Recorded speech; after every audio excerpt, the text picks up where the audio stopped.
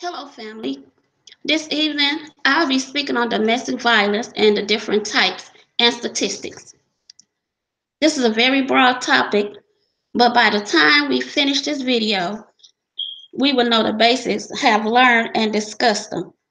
I will also have a panel for views on this topic. I'm also asking for those who have experienced or witnessed any type of abuse to join us. I know this topic is very touching and sensitive, so if you choose not to share any information, it is totally understandable.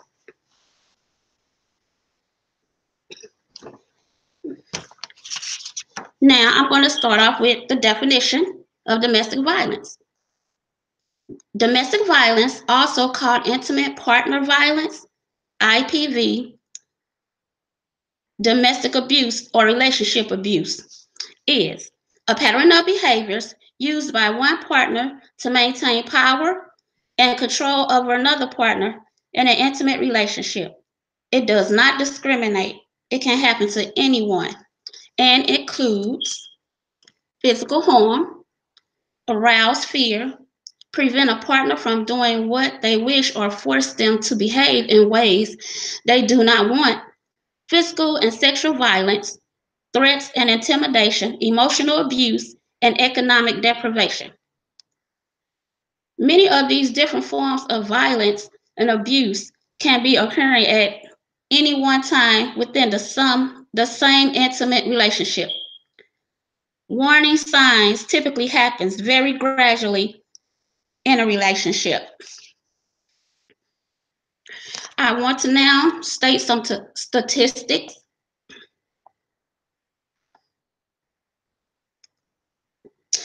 You can go and look statistics up for your city as well, but these are national statistics.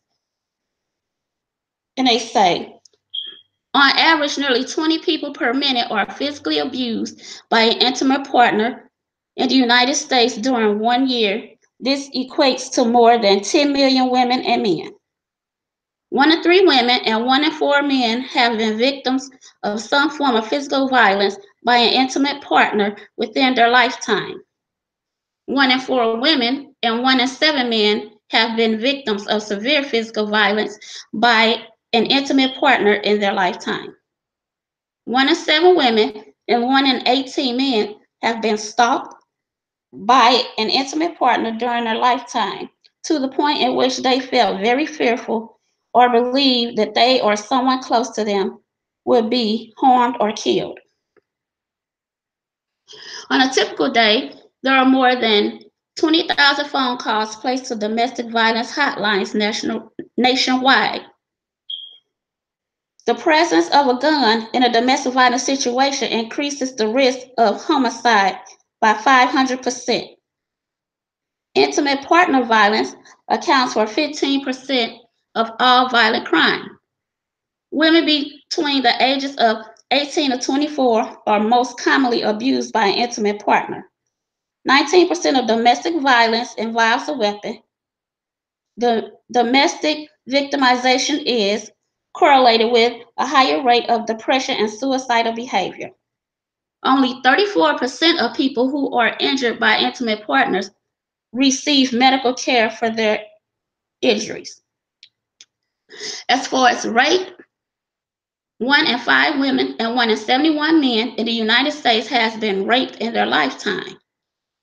Almost half of females, 46.7%, and male, 44.9%, victims of rape in the United States were raped by an acquaintance. Of these, 45.4% of female rape victims and 29% of male rape victims were raped by an intimate partner. Stalking, 19.3 million women and 5.1 million men in the United States have been stalked in their lifetime. 60.8% of female stalking victims and 43.5% men reported being stalked by a current or former intimate partner. Homicide. A study of intimate partner homicides found that 20% of victims were not the intimate partner themselves, but family members, friends, neighbors, persons who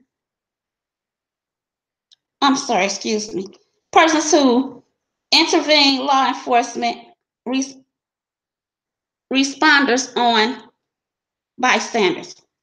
72% of all 72% of all murder suicides involve an intimate partner. 94% of the victims of these murder suicides are female.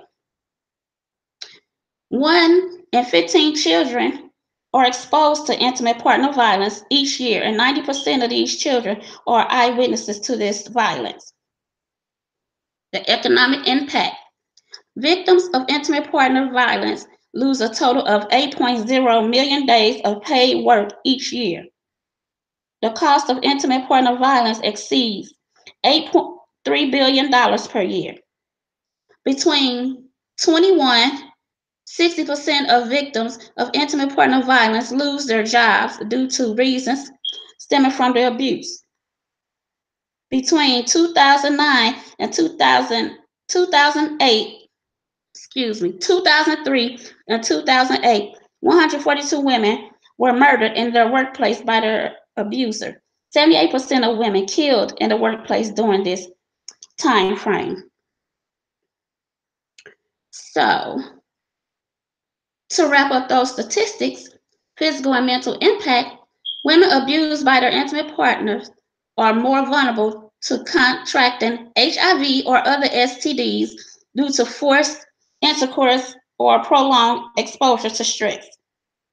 Studies suggest that there is a relationship between intimate partner violence and depression and suicidal behavior. Physical, mental, and sexual and reproductive health effects have been linked with intimate partner violence, including adolescent pregnancy, unintended pregnancy in general, miscarriage, stillbirth, hemorrhaging, nutrition, deficiency. So, with all of that being said, I don't understand why people abuse. So, right now, I'm about to speak on that as well. Why do people abuse? Abuse is a learned behavior. Sometimes people see it in their own families. Other times they learn it from friends or popular culture. However, abuse is a choice and it's not one that anyone has to make. Many people who experience or witness abuse growing up decide not to use those negative and hurtful ways of behaving in their own relationships. While outside forces such as drug or alcohol addiction can sometimes escalate abuse, it's most important to recognize that these issues do not cause abuse. No matter why it happens, abuse is not okay and it's never justified.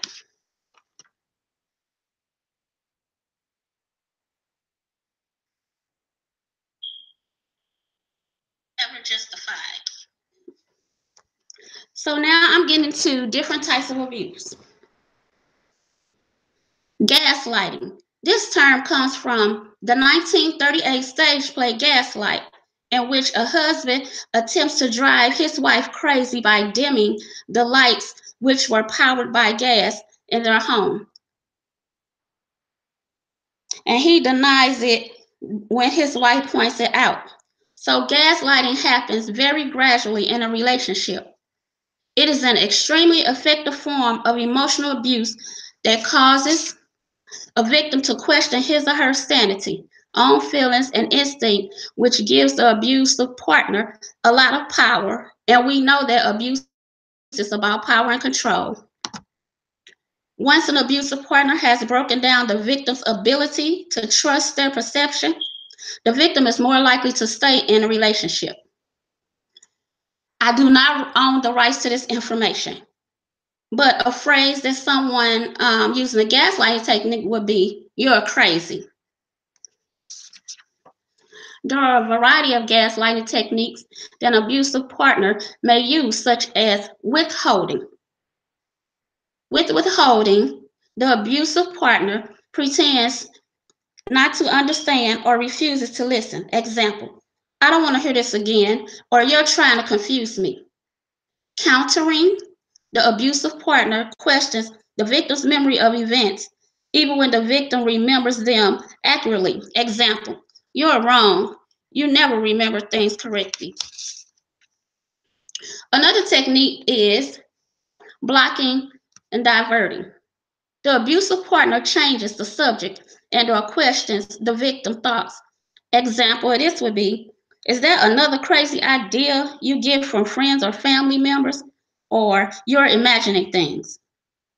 Trivializing, the abusive partner makes the needs or feelings unimportant.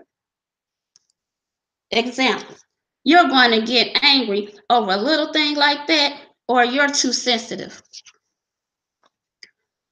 Other techniques include forgetting or denial. The abusive partner pretends to have forgotten what actually occurred and denies things like promises made to the victim. Example, I don't know what you're talking about, or you're just making stuff up. In order to overcome this type of abuse, it's important to start recognizing the signs, and eventually learn to trust yourself again. So now, those were gaslighting techniques, but there are other types of abuse as well. Emotional abuse, which gaslighting falls into the category. You may be in an emotional, verbally abusive relationship if your partner exerts control through calling you names, insulting you, or continually criticizing you, keeping tabs, blaming you for the abuse, threatening to harm you or your family, being jealous, etc. Sexual abuse. Sexually abusive methods of retaining power and control includes the abusive partner forcing you to dress in a sexual way, insulting you in sexy ways, or calls you sexual names, demanding sex when you're sick, tired, or after hurting you, intentionally give you an STD. Another type, sexual coercion, lies in the continuum of sexually aggressive behavior such as making you feel you owe because they spent money on you or bought you a gift, giving you drugs to make you loosen up. I guess you all know who I thought about when I saw that sentence. Playing the fact that you're in a relationship. Example, sex is the way to prove your love for me, or I'll get it from somewhere else. You know what? I wouldn't even care. I would tell them to step. So, even if your partner isn't forcing you to do sexual acts against your will, being made to feel obligated is coercion in itself.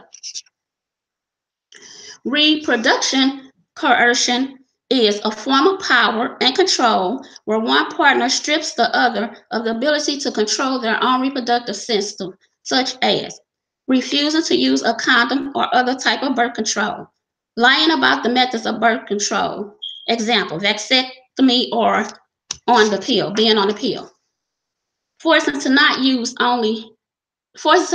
any birth control.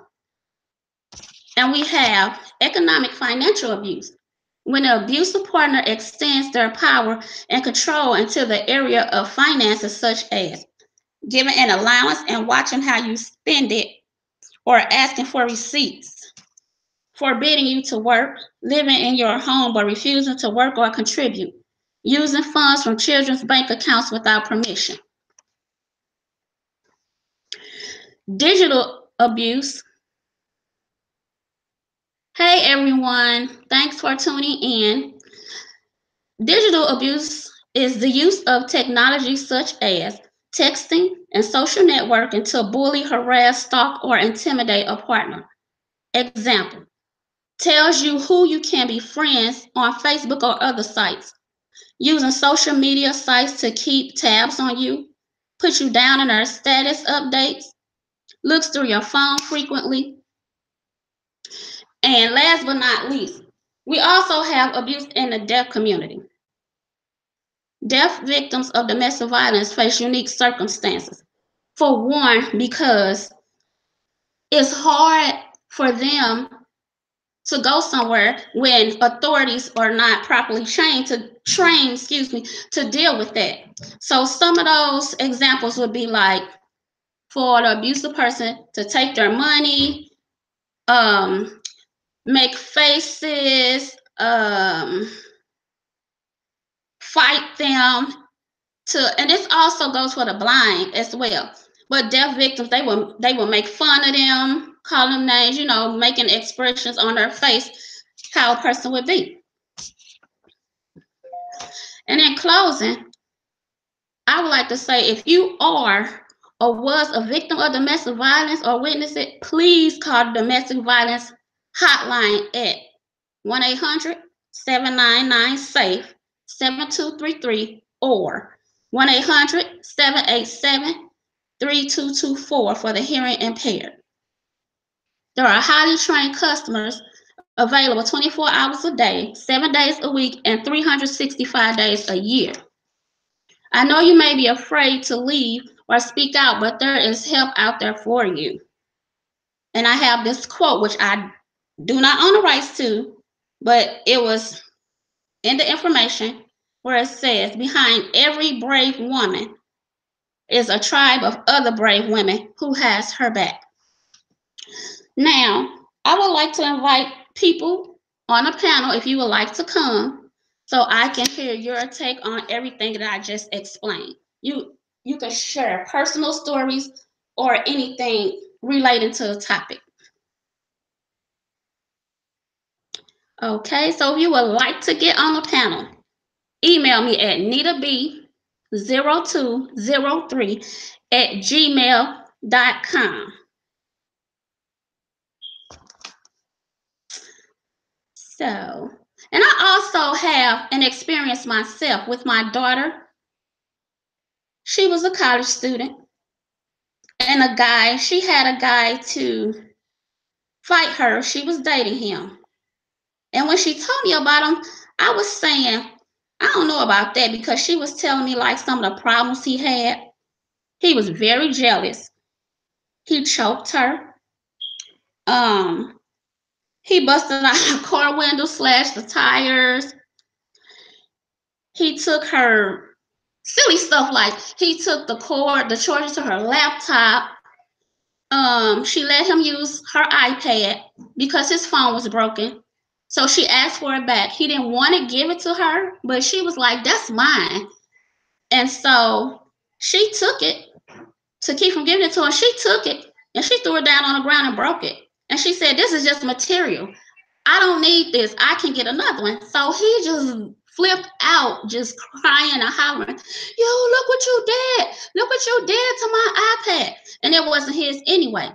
When I say I got that call during the middle of the night, she was only 2 hours away, I was ready to roll. Seriously. But however, I couldn't leave my youngest daughter at home by herself. But when I say my dad, my brother, her dad, and cousins was on the way, I have some straight goons in my family. I don't like to talk about it, but when some stuff go down, here they come. I'm telling you. So I see Daryl would like to come up on the panel. Daryl, I'm about to send you an invite right now. I'm sending it now. And guys, I'm still new at this, so just bear with me. Okay.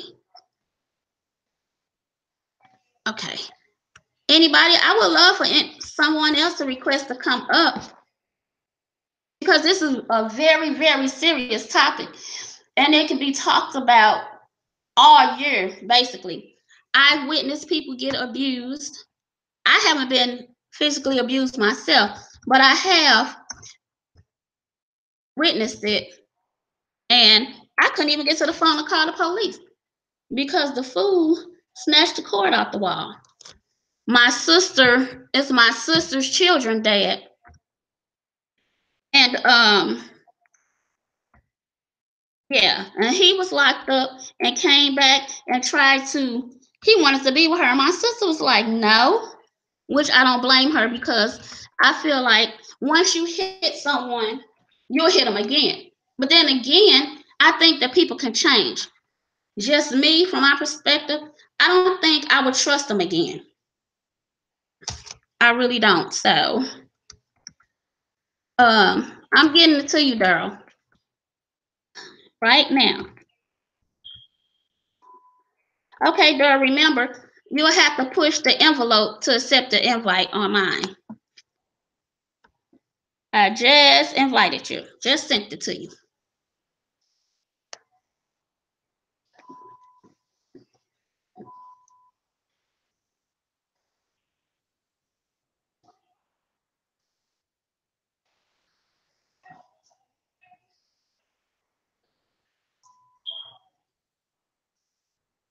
Did you get it, Daryl?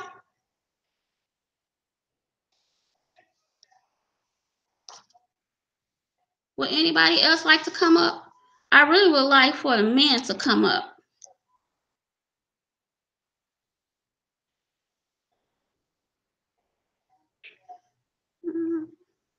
I guess it'll take a minute. I'm waiting. Did Daryl? Did you get your invite? I resend it.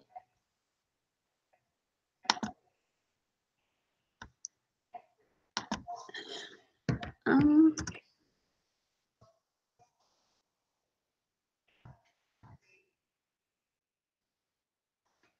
Okay, guys, bear with me. I'm trying to resend this email to Daryl.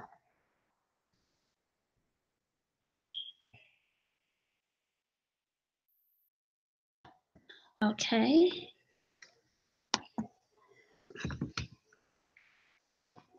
Is there anyone else that would like to come up on the panel?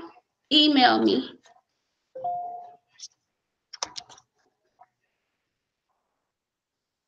Okay.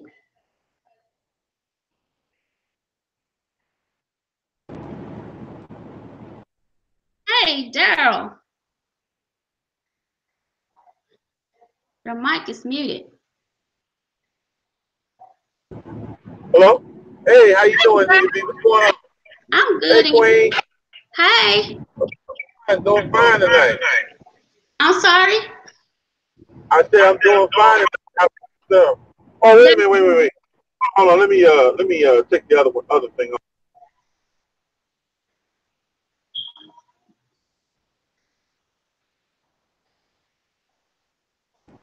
Hello? Is that better? Hello? I'm here. Oh, okay.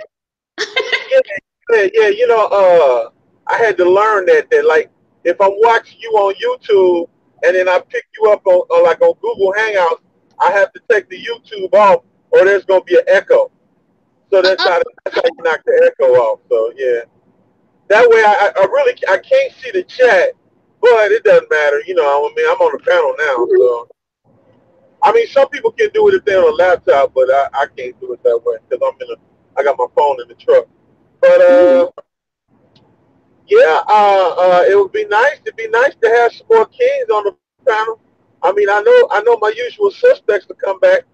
Terry Martinez, Queen Torre, the movement. I'm expecting to see Queens, but I like, I think sometimes too that it's hard for the brothers to swallow.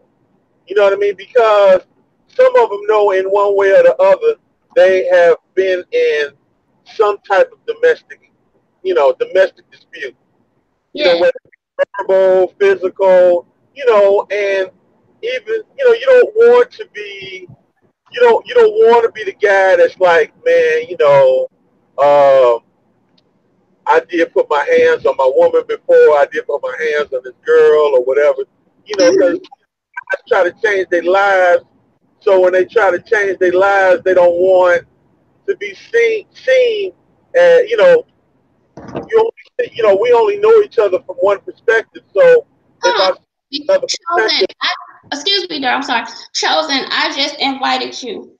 Terry, I'm getting ready to read so I can get your okay, here you go, Terry. Okay, girl, go ahead. no, it's no problem. No, I was saying that when you come up a certain way, hey, what's going on, King Chose? You know how I am, man. You just come on, get on in. Get on in, bro. Hey, now you Hey, got man. it. You got it. Oh no, man. You know we sit at the table, bro. You gotta take that mic off. You know what I'm saying? I am not the president. So, Hey, speak no doubt, together. no doubt, brother. Yeah, I'm listening. I'm a bounce off of you, but yeah, domestic violence is a huge thing, man. It's a big thing, man. That needs to be a lot of attention needs to be drawn to it, man. yeah. You know, once you change your life, it's hard to look at some of the things you did when back in the day. You know what I'm saying? And I mean, I know some brothers. You know, you don't want to. You know, you kind of change your life. You might be a better husband or boyfriend, a better baby father. You know, and so you don't want to look at the fact that maybe you were verbally abusive.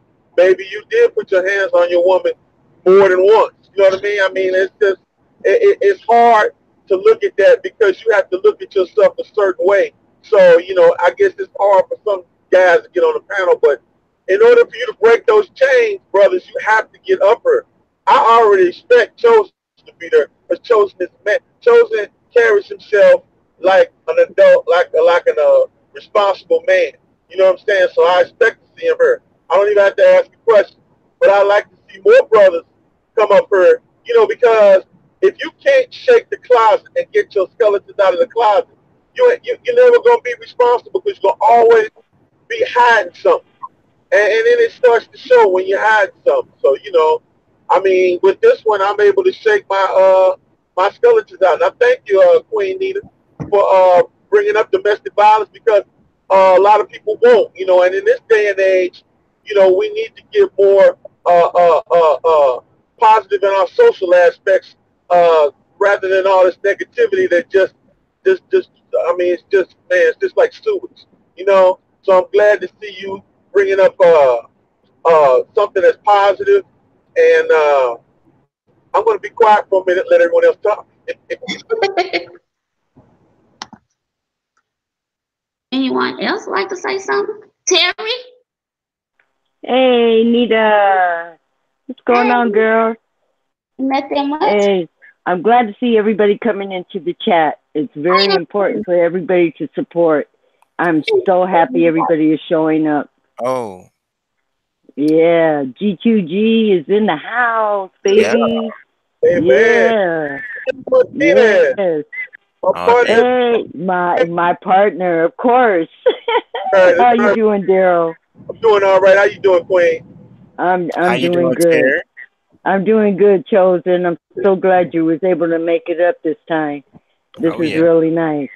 Yeah, you know my trying to give him the blues, man. You're trying to give me the blues now. Oh, Loso up here too. Okay, my youngest sister was in a very abusive relationship. She was always hard into drugs and everything, and her boyfriend, they were both working for my mom and my stepdad, and they were both into drugs. And I was on the phone one night talking to her, and he just attacked her. I mean, he broke her jaw, everything. And needless to say, since I was on the phone, you know, and he got on the phone, I told him this best thing to do is hurry up and get out of there before I make it there. But she went to the hospital, and she went right back to him. And I told her, why? Why are you going to do that? There's so many women that are so low in their own self-esteem that they figure that that's a part of the love that they're supposed to receive. And it's sad. It's sad. Because with my sister being on the drugs as long as what she was, her mental capacity was very small, you know, and she was always dependent. She's a codependent kind of person. And it was just a sad sight to see. And to this day, she's like that. Almost every relationship that she's been in has been an abusive relationship. And I tried helping her, but she's got to do it herself. There's not too much more I could do for her. I've talked to her. I try to, build up her esteem. But to this day, she's still in an abusive relationship. And it don't make no sense. So I don't know what else I could do for her. But you know what, Terry, that goes back to what we spoke about a couple nights ago. Yeah. Some women just, they don't matter as long as they're in a relationship. They're longing for love and affection. Maybe they didn't have a father figure or, men in their life. So they're going to lean towards anyone for love and affection. I know a lot of people like that too. And so that's how they keep staying in those relationships, which I don't understand. Because I was telling you, my cousin is like that. And everybody say, nah, I don't want to fool her because after everybody will be in jail and she's still all up in his face, lovey-dovey and stuff like that. Like I said, because my families don't play. And everybody go there doing something to her and she'll be like, but don't hurt him. I love him. So by that time, like I said, somebody can end up in jail, hurt, or anything like that. Right. Well, see, I was in an abusive relationship once in my lifetime. Once in my lifetime, I was in an abusive relationship. And it started off, we were friends at first, and then we started seeing each other. He was,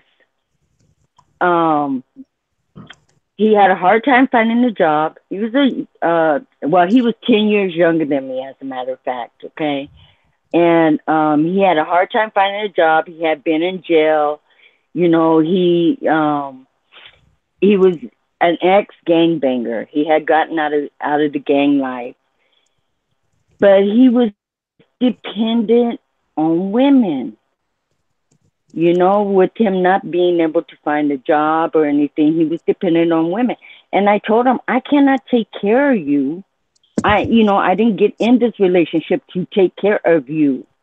We could stay as friends. But he would really build on me. And I don't know if it was because my go-getting style or whatever else. I did everything possible for my kids. And but he struck me one night out of the blue. And I mean, I literally flew up in the air and hit the ground. But it scared the daylights out of him because when he turned around, I was already on his back. It was a reflex of mine because my oldest brother raised me pretty much on how to protect myself. And I told him, I can't deal with this. I can't have it. I can't. I just can't. And to this day, we're friends. I helped him in a lot of different situations. But I told him a relationship will never have. Not after he laid hands on me. Would never have it. And, but to this day, he's been married and him and his wife have been over. And it was more or less like I was counseling him because I knew he had issues with certain things in his life. But I wasn't going to be a punching bag, and he's never hit another woman again. So I don't know if I was his trial run and then he found out that it wasn't the way to go. I don't know. But that was about the only relationship I was in that I had physically been hit by a man. And sometimes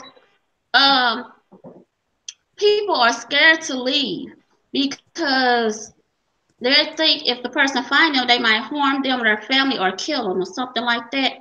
But I know someone I'm not going to say a name, but real close to me in my family. The guy was abusing her. So everybody packed up and moved her out of town and everything. She went to a shelter, we was just getting up close, just leave everything here. And we was like, we'll take care of you. So he started sweet talking her into coming back, buying her a car and all that. So next thing you know, she came back and then she got pregnant. She ended up having 2 more kids. And I'm like, for real? And everybody's like, for real? So I don't know. Some people, like I said, just looking for affection and attention if they didn't ever have male figures, in their life. Well, see, when me and him got into a relationship, like I said, we were friends at first, and he would come by every so often. I mean, I was working all the time, so I didn't have too much time to kick back or anything. And the kid's father, he was in prison for robbing the bank, and I had cut it off with him. And I had been in only a few relationships in my lifetime. I mean, I could count on one hand the number of relationships I've been in my lifetime. And when he put his hands on me, right there, I knew there was no way that I can keep on seeing him in a relationship. I knew I couldn't because I experienced it with my mom and my dad, like I said before on the other life. I watched them. They was in an abusive relationship, and I wasn't about to go through that, and I wasn't going to let my 2 boys sit there and watch another man beat on his mom, and then they think that's cool. So I just told them, hey, we just can't be together. But like I said, we stayed as friends, and to this day we're friends, and I've known him for 30 some on years now. But I don't know. I can't put up with it because I've seen it so much in my own family, and it's destructive. There's nothing you could get out of it. It's destruction. It's an imbalance to me. Something is wrong. Somebody is insecure on something to do that.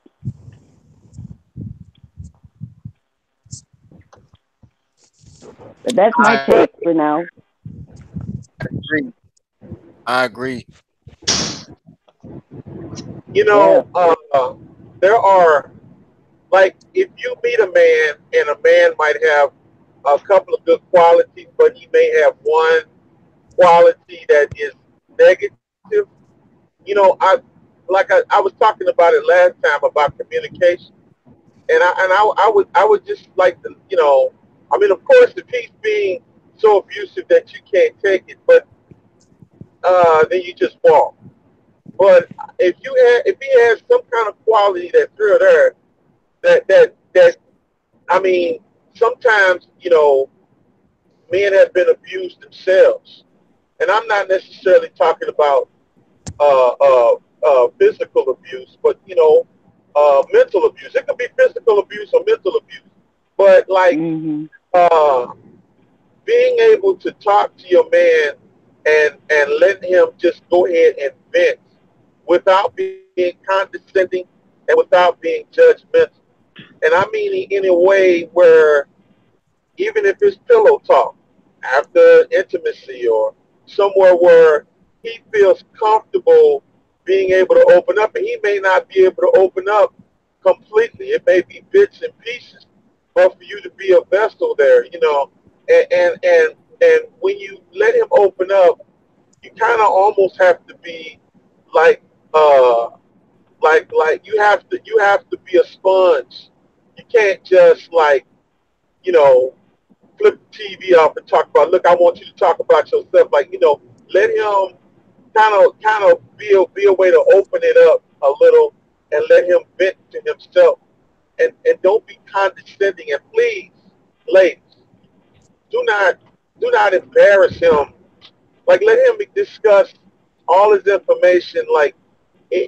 Don't be around your friends or feel like it's important for you to let everybody know that he discussed his personal problems with you and he cried on your shoulder. Let all that happen later on down the line. Let him open up first, because some guys are good fathers, some guys are good earnest fathers and nice men, but they have skeletons. They have, you know, they've been physically abused by their father. Not sexually. I mean, just physically. Maybe they were verbally abused by their father, their mother. But you know, as men, we're not taught to be sensitive about these situations. We just taught to shake it off. Ever since we've been kids, it's always shake it off. You know, you get hit on the field. Hey man, shake it off. You know, just hey, shake it off. You know what I mean? And so sometimes you'll absorb all this information, and uh, instead of someone just being like, hey, you know, why don't you talk about this? So you just start opening up and somebody's listening. You know, we just tend to lash out because we've never had a chance to be able to open up. You know, because, you know, I mean, a man crying, you know, you talk to your boy and you crying, man, what's wrong with you? Look, girl, you know, I'm talking about, I mean, now, you know, I'm older. I would listen to a man's problems. I would listen to, and I've changed. You know what I'm saying? But, you know, back in the day, they'd have been like, hey, look, dude, you soft, man. What you doing all the crap? You know, because so men have always been taught to have armor. Remember I was telling you about that, Chosen. You know, you have to have, like, we're taught to have a shield because our shield is to protect our lady and it's to protect our children. So we're taught to have a shield. We ain't, you know, man can't be doing crying and stuff that long. You know what I mean? He got to be, so when you know, being able to communicate with him, being able to let him open up. And like I said, when he opens up, it may fit bits and pieces, but take those bits and pieces and you know, and keep delving in. You know, don't necessarily feel like you need to have solutions to his problems, or just be able to listen to it, you know, add a little in or whatever you can add in or whatever, but you know, let him work on his terms. And believe me, I won't say it will completely work with all men, but it'll work more than you think it does. Because I feel like every time we have this discussion, the first thing we tell a woman is walk away, just walk away. Okay, but all right, it isn't like there's a plethora of men or plethora of eligible men or plethora of eligible women. You know what I'm saying? So what are you walking away to? Now, if your situation is so toxic that you can't handle it and you need to walk, then I understand that. But sometimes some situations, you know, where it would be more communication, we just walk, get another one. You know, it's not like, I mean, we're not like used cars. You know what I mean? You can't just jump into one and then get back into another one and have the same thing. You know, you never know. Sometimes we put ourselves in our position. So I think one of the issues that we need to really resolve is being able, as men and women, to communicate with each other. You know what I mean? Okay, go ahead. Go ahead. I'm sorry. Go ahead. But see, Daryl, me and him were friends. We were friends first off, okay? And I knew him pretty well, and we were in a relationship for 5 years. But the one time that he did put his hands on me, I wasn't going to allow it again, because usually if it happens once, it's going to happen again. And I didn't want to take that risk. Plus, he couldn't get a job. I was raising my kids. It was his place. I was paying for everything. And I didn't want to take on a grown man that thinks he's going to try to knock me around when I'm the one that's supplying everything. Can you allow me to interject too, Terry? Sure.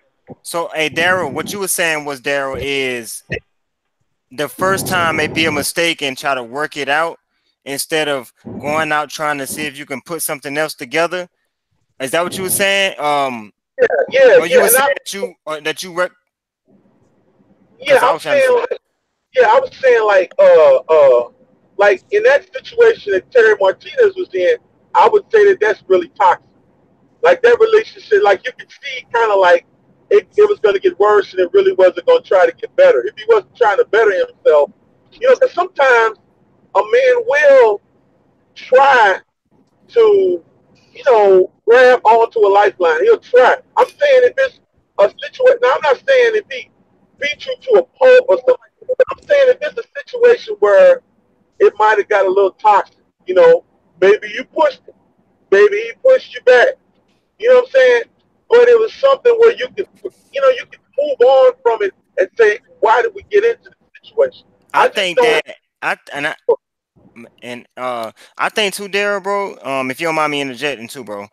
I Go ahead. think that okay, I think that after the first swing, I recommend that they go. You know, from my perspective, you know what I'm saying. After the first swing, because when it comes to a man need to realize, man, you know what I'm saying. Not only do women have smaller physiques and they can't, like I mean they can't. Come on now, man. I mean I ain't gonna say all women can't beat a man down if they wanted to, not like that, you know what I'm saying? Not saying that they're not tough because they're tough as nails, but I'm saying like a man don't have he should have in his membrane not to swing on a woman anyway, you know what I'm saying? I agree with you, but what I mean is like, if your situation is good and if for some reason it turns bad, like I mean, like just being like, okay, let's put it from the perspective of a man. All right, so I'm with this woman, and then all of a sudden she swings on me. Do I be like, but I love her, and she loves me, and we've been going along for a little while, and then something happens. I'm not saying like she hit me with a bat or something. I'm just saying like it's something, maybe she struck me, right? But wouldn't you rather be with somebody who can love you and not strike you though? Yeah, but chosen. I mean, this the way it is now, people just don't look. And I will be the bad guy when I say this. All right, so yeah. Go ahead. Come attack me. But what I'm saying is, just always walk away. Because I'm saying in some situations are toxic. You're not gonna be able to change it. But what I'm saying is, some situations require some communication. And before we just say, all right, just get out of this situation. I mean, where are they gonna go? You've been with her and y'all got 5 children. Where are you gonna go? You know what I'm saying?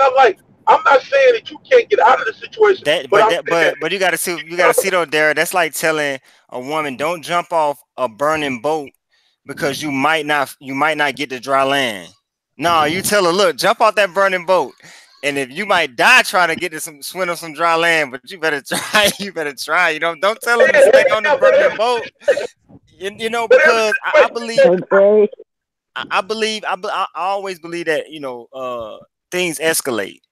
You know what I'm saying? I look at it like this: they hit you. Your girl might swing on you. Next thing you know, it's a frying pan. The next thing you know, it's a knife to your throat. That's just how I think, man. I think it escalates, bro. I don't know. Well, see, I disagree with you on this one because I feel like sometimes when we have a good bond and a good relationship, right? We just assume, okay, my mate is good, so there's got to be another mate out there. So you can just throw it away and start all over again. And you understand too, man, it's not easy for people to start all over again all the time. You know what I mean? But what about to get a person an inch, they'll take a mile rule though? Well, then if that's the case, then everybody that gets out of jail got to go right back in. Because if they take an inch, yeah, I got you. I feel yeah. Or if he cheat, then get rid of him because every time that, you know what I'm saying? I'm not saying that, like I say, if the situation is too toxic, you have to let it go. And I'm not saying that if a man hits you, then just stay with him and like, no, I'm just saying like, if the relationship gets, even before it gets toxic, maybe he raised his voice with you. Maybe he's upset about something. Just being able to have some communication boundaries, we might be able to save some of these relationships and some of these marriages before they go right into the, all right, you single, now you got to start all over again. You got to understand, man. Check this too, Daryl. Check this too, though. If a queen has an option between being with a man who truly loves her and won't hit her, she won't pick option B, bro. I mean, if you when you rather a queen be with a man who loves her, bro, and does not hit her, you know what I'm saying? That don't even have the intentions of hitting her.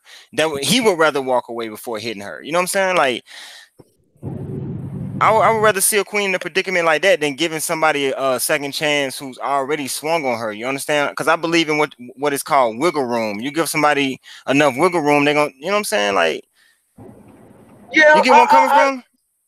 I understand your viewpoint on it. I'm just saying, and like I say, some situations are really toxic, and you just have to get out of that situation. But what I'm saying is, sometimes we may make the situation toxic. Mm-hmm. And if we make the situation toxic, then it's like, oh, well, this happened, I'm gone. You know what I'm saying?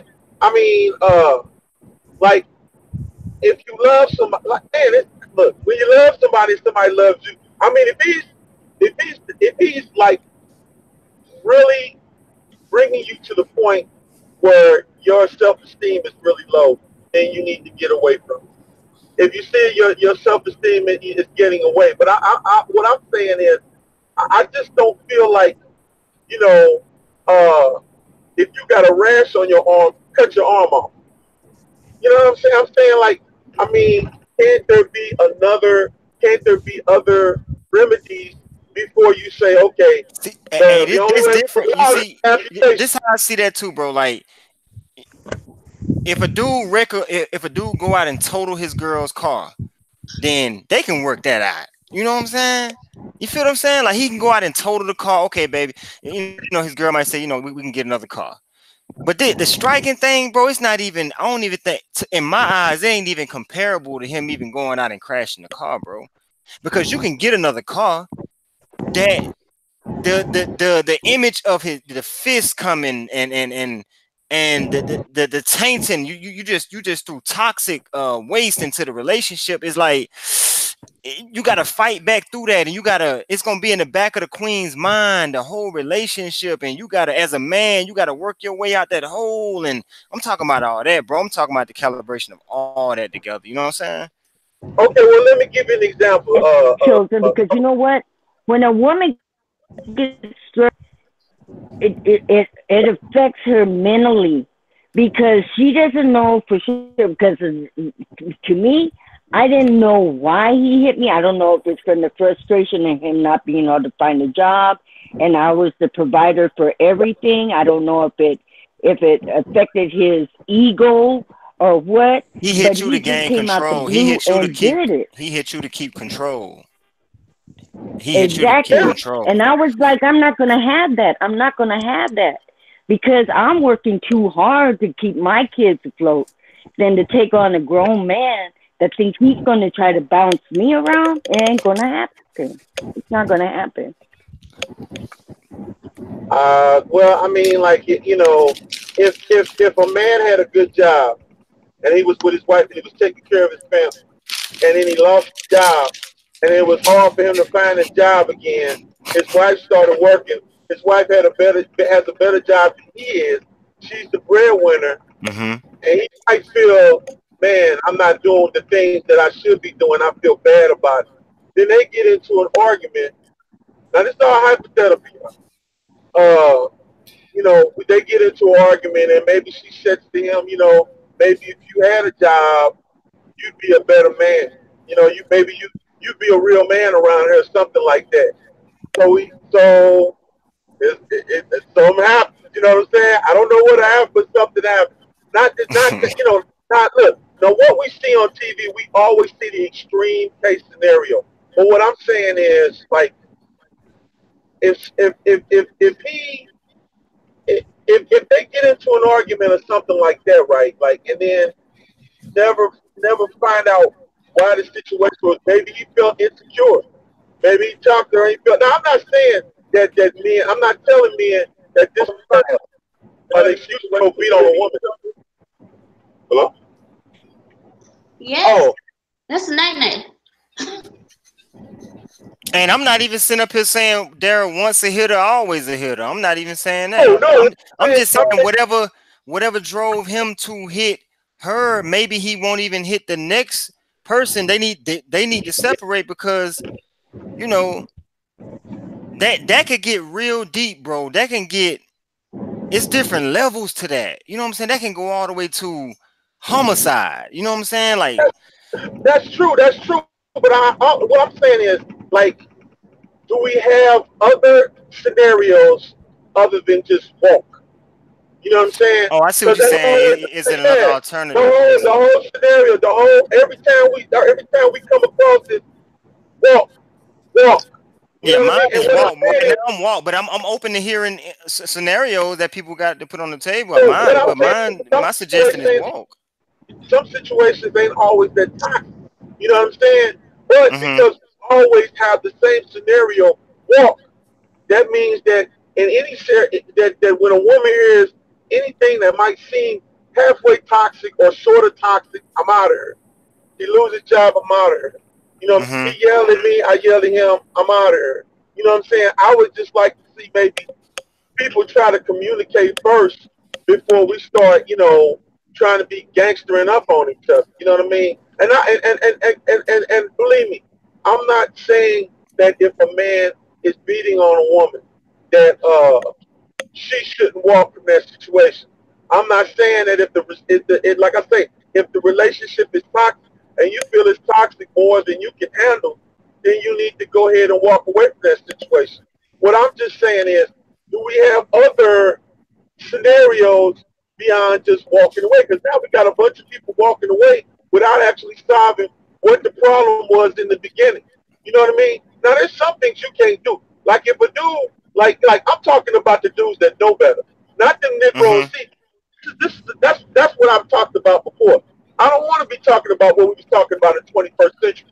Yeah. Brothers need to get and start being men. If you don't know how to get up and get a job, if you don't know what the difference is between a monogamous and cheating on your woman, if you don't know the difference between dependency, you know what I'm saying? You don't need to be here. Because I ain't got time to be baby feeding nobody because we got way bigger problems than that. You know what I'm saying? But domestic violence, it's a touchy one because it's not really you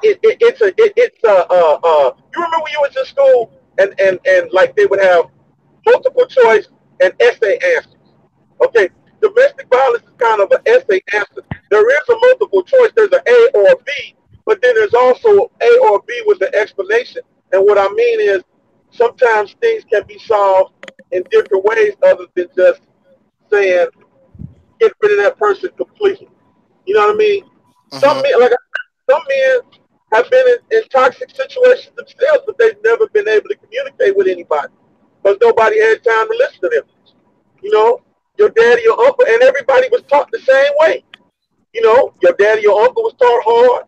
Your granddaddy was taught hard. So then you was taught hard. You know. Hey, let me ask you this. Let me ask you this too, Daryl. Okay.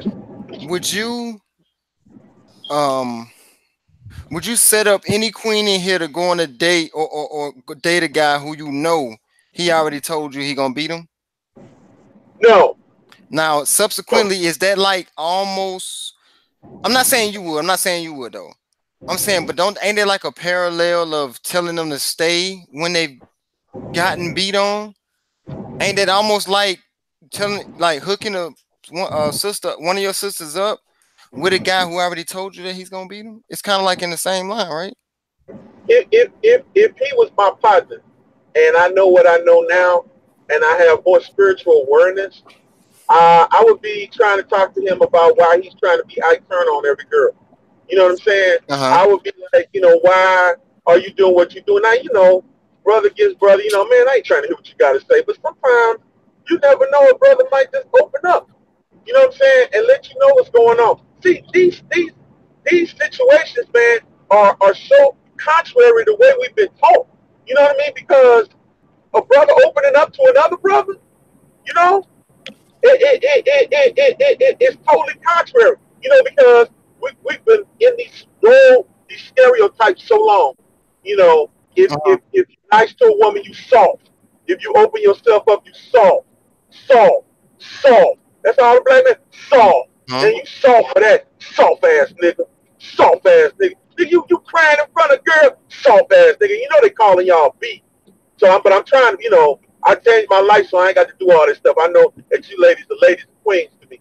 But what I'm saying is, you know, they'll be like, man, F that beat, man. Soft ass. You know, so you constantly hearing that, right?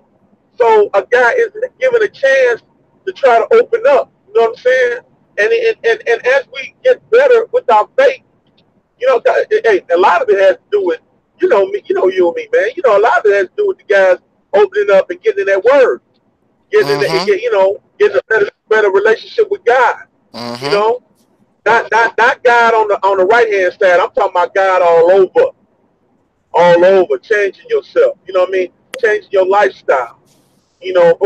But I want to give my kings a chance, a lifeline. Because some of them can be pulled away out of these evil waters. Some of them can't. They're gonna always stay asleep. But I would like to see, man, and like you said, you're right, man. It's a slippery slope.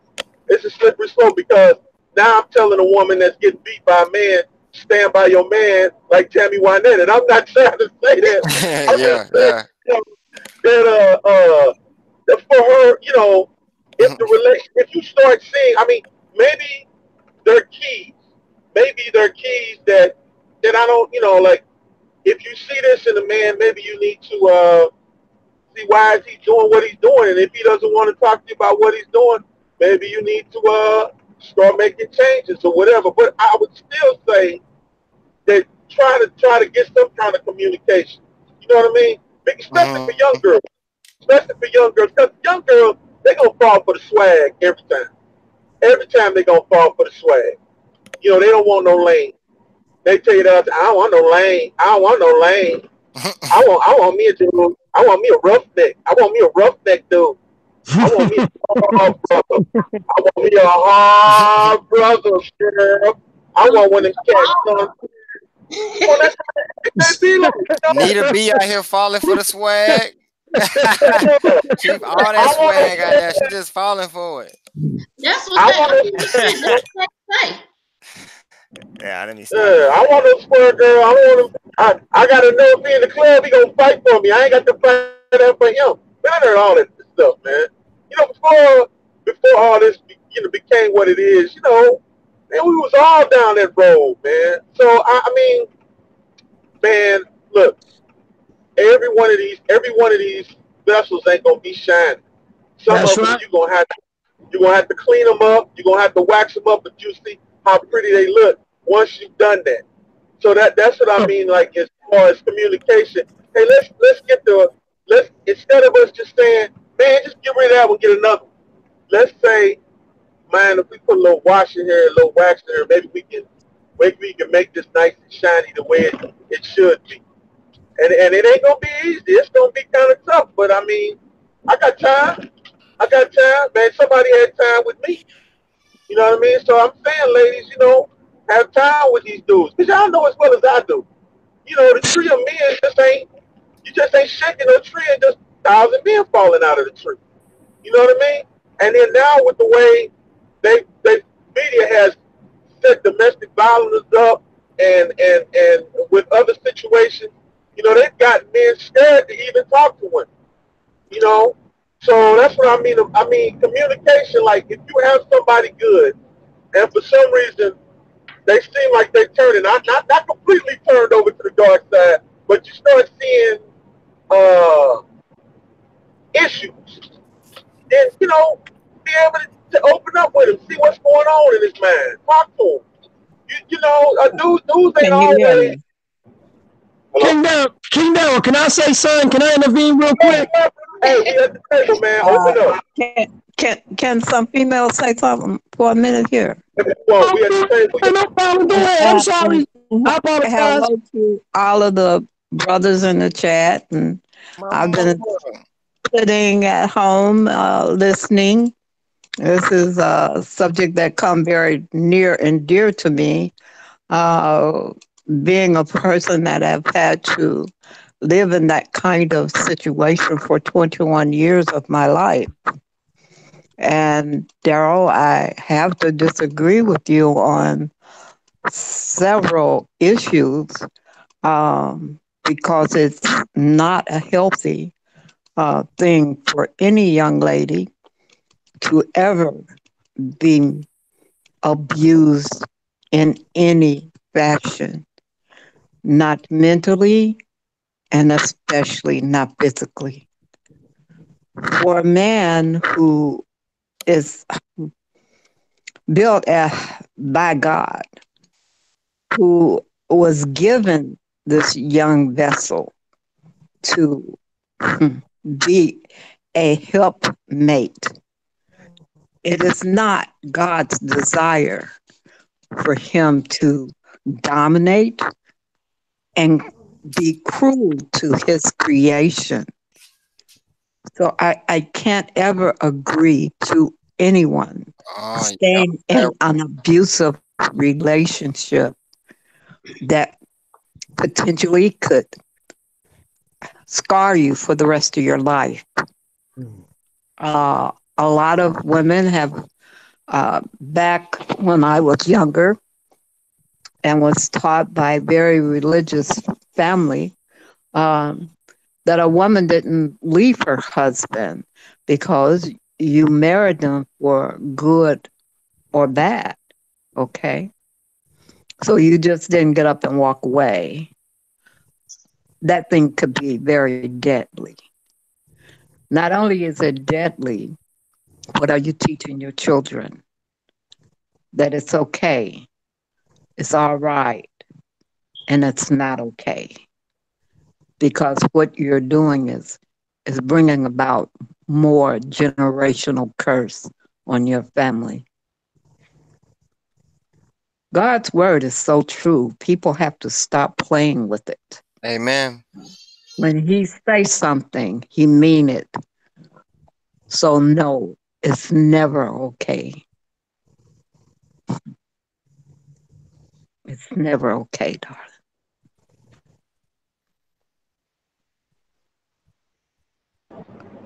Go ahead, King. I know you want to get in, so go ahead, King.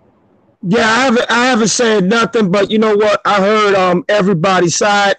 Nene 51, my heart goes out to you. You're a warrior.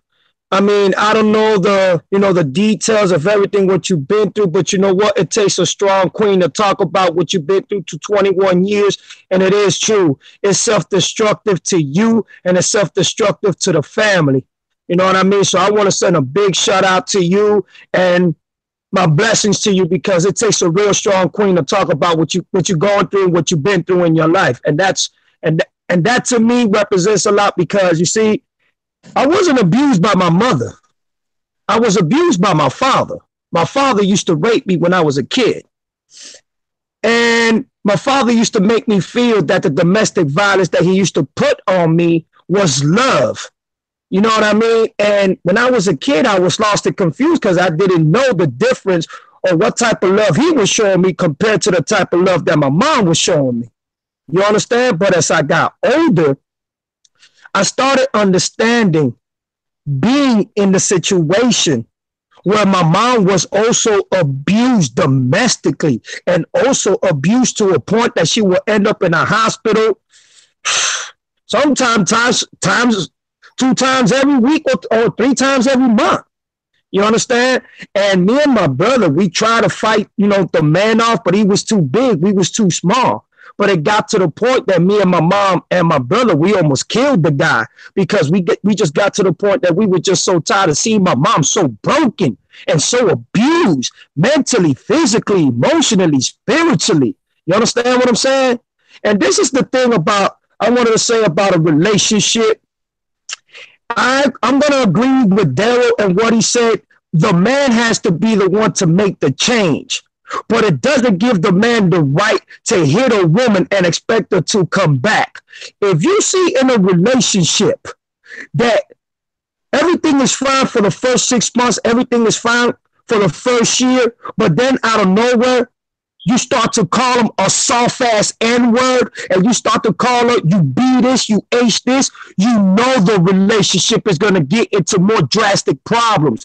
So you have to be able to sit down with your queen and tell her, what is it that I can do to make you feel more comfortable around me, so we can talk about things and not disrespect each other as a couple and and as a couple in a relationship. Don't make it a normal norm where you're going to feel comfortable and call your queen a B and call your man an N and call them soft and disrespectful names that you know that is going to drag them down, because that causes depression, and that causes a lower part of the relationship that is going to distract it. And if you got kids, your kids will learn from that and see that.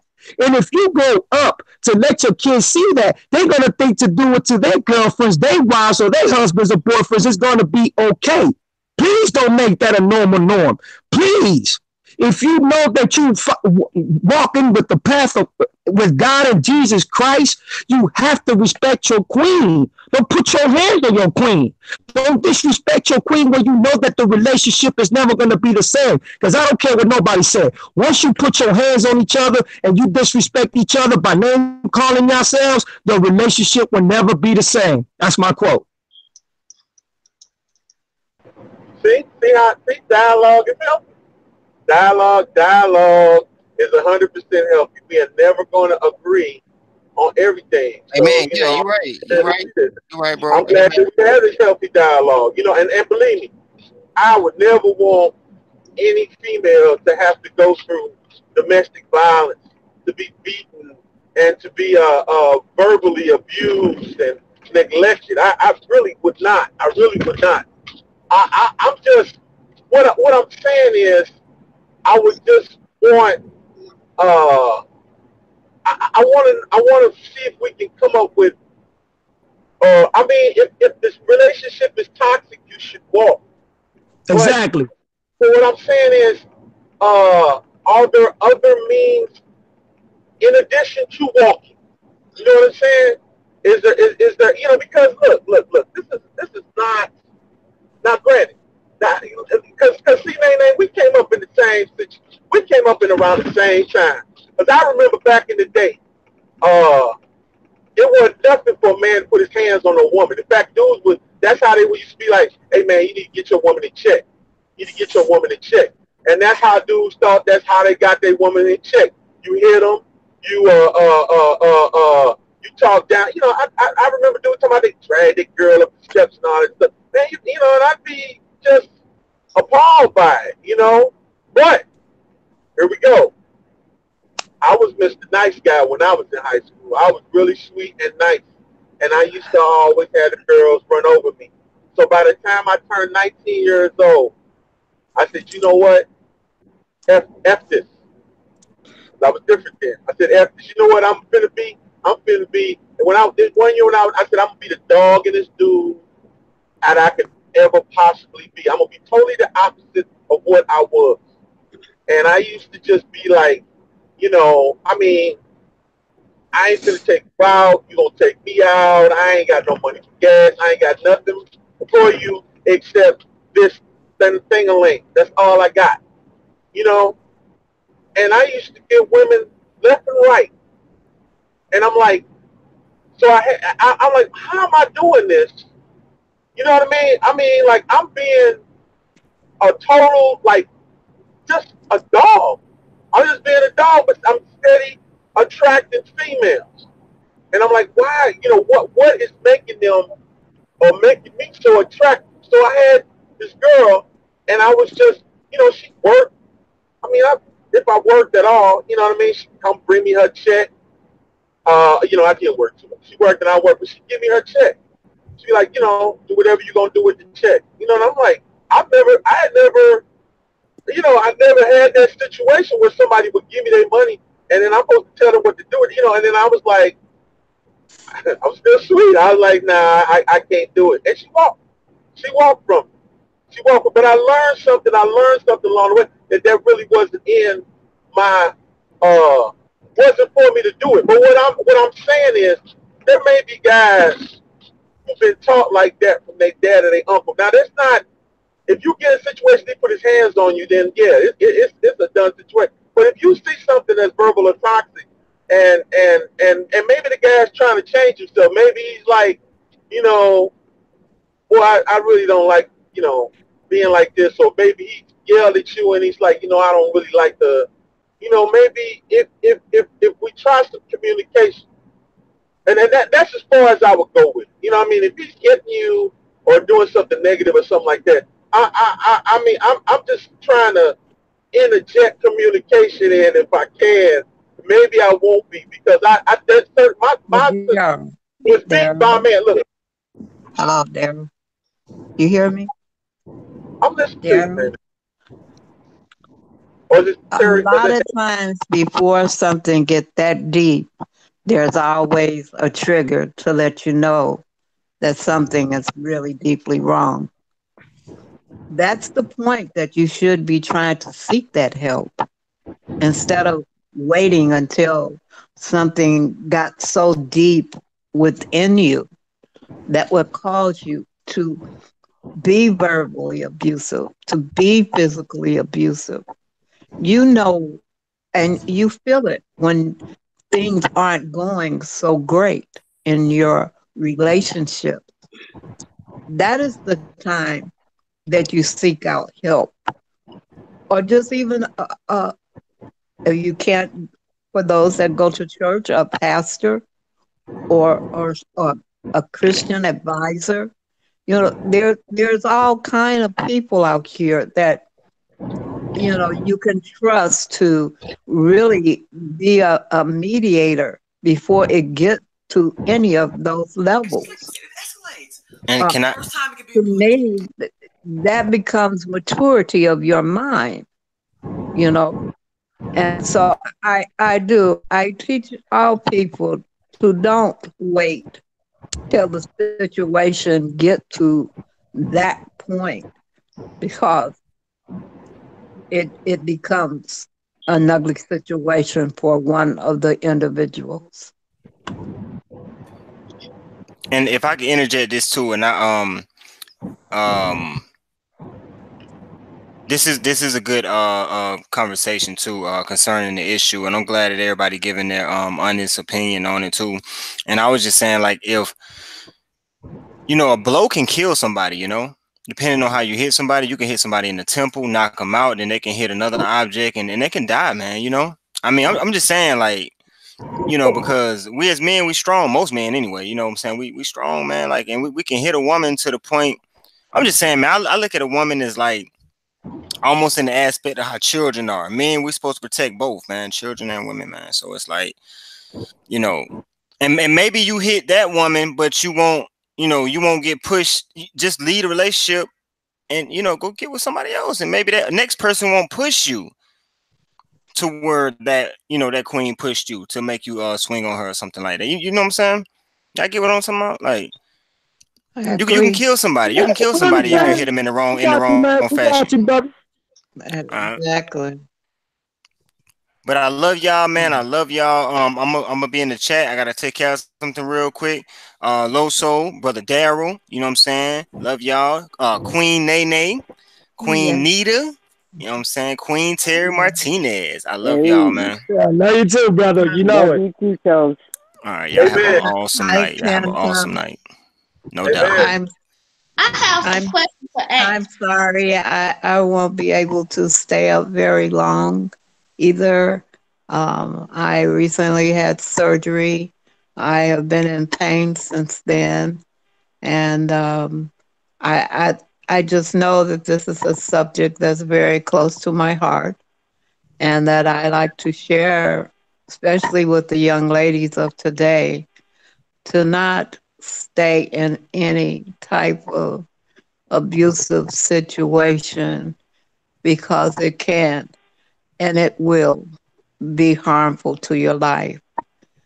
I cannot tell you about how many broken bones, how many I lost the hearing in one of my ears. It was very bad. It was a very bad situation. And like I said in the chat, sometimes women are very scared for their life to get out of those situations. Sometimes their self-esteem has been tampered with so deeply that they don't know how to get out of those situations. Yep. Some of them have been, as you mentioned before, did not have father figures. My father was struck by lightning when I was 4 years old, so I did not have father or mother. So, it was a very tough upbringing for me. So, you can't just judge a person and say, oh, well, I'm so this and that, and I would never live like that. But you don't know a person's heart and what they were brought up to be like. So I That's true. say a lot of times things are on an individual basis. If you do have someone that is kind of verbally abusive to you, you may be able to talk it out. You may be able to get the help you need. But when it becomes physical, that's not a good place. It's not a good place. Exactly. I I love Very, you all. very well I'm said. Love you, sorry if Nene. I offended anyone on today. I have to say that I am never trying to offend anyone. I love the Lord, my Savior, more than anything else in this world. I have been the senior member of this group of lovely YouTubers. I have loved you from the very first moment that I've met you all, and I will continue to pray for you every day. You continue to pray for me, and we're going to be all right because Amen, God Nene. got God us. bless you, sis. God bless you. God got us. Yes, He does. Amen, Yeah. Queen Nene. God Amen. bless. You Get get well. your rest, honey. Get Get well, your Queen. rest and take care. Yeah, you I get well. I Bless you, am. Queen. Feel better. Thank you. Thank you. You're welcome. You have a good night. Okay, so most of the time, domestic violence is a learned behavior. But I have a few questions I would like to ask. Okay, one is we discussed the other night. Is it okay for a man to push a woman away if she's approaching or hitting him? Or should he just walk away and put his guards up and leave the situation? To me, I feel that if a woman is pushing on a man, well, coming at a man in an aggressive manner and just chopping on him left and right, and if he's up in a protective manner to protect himself and then reaches out to push her, the aggression alone, probably from being belittled by being struck by a woman so many times, it could make a wrong move. To me, I feel that if a man is in a defensive mode to where he's protecting himself from a woman steadily coming at him, the best move for him is to get up and walk out, because there's a lot of women that can call, play that little wolf game and say, oh, well, he put his hands on me, so now I got a reason to call the cops on him. So don't give that reason. I feel the best thing for him to do is to get up and walk out. Okay, well, Go so ahead, King Daryl. Go ahead, King Daryl. so people need to stop provoking others, because like domestic violence doesn't just happen to women. It happens to men as well. So you have women that abuse.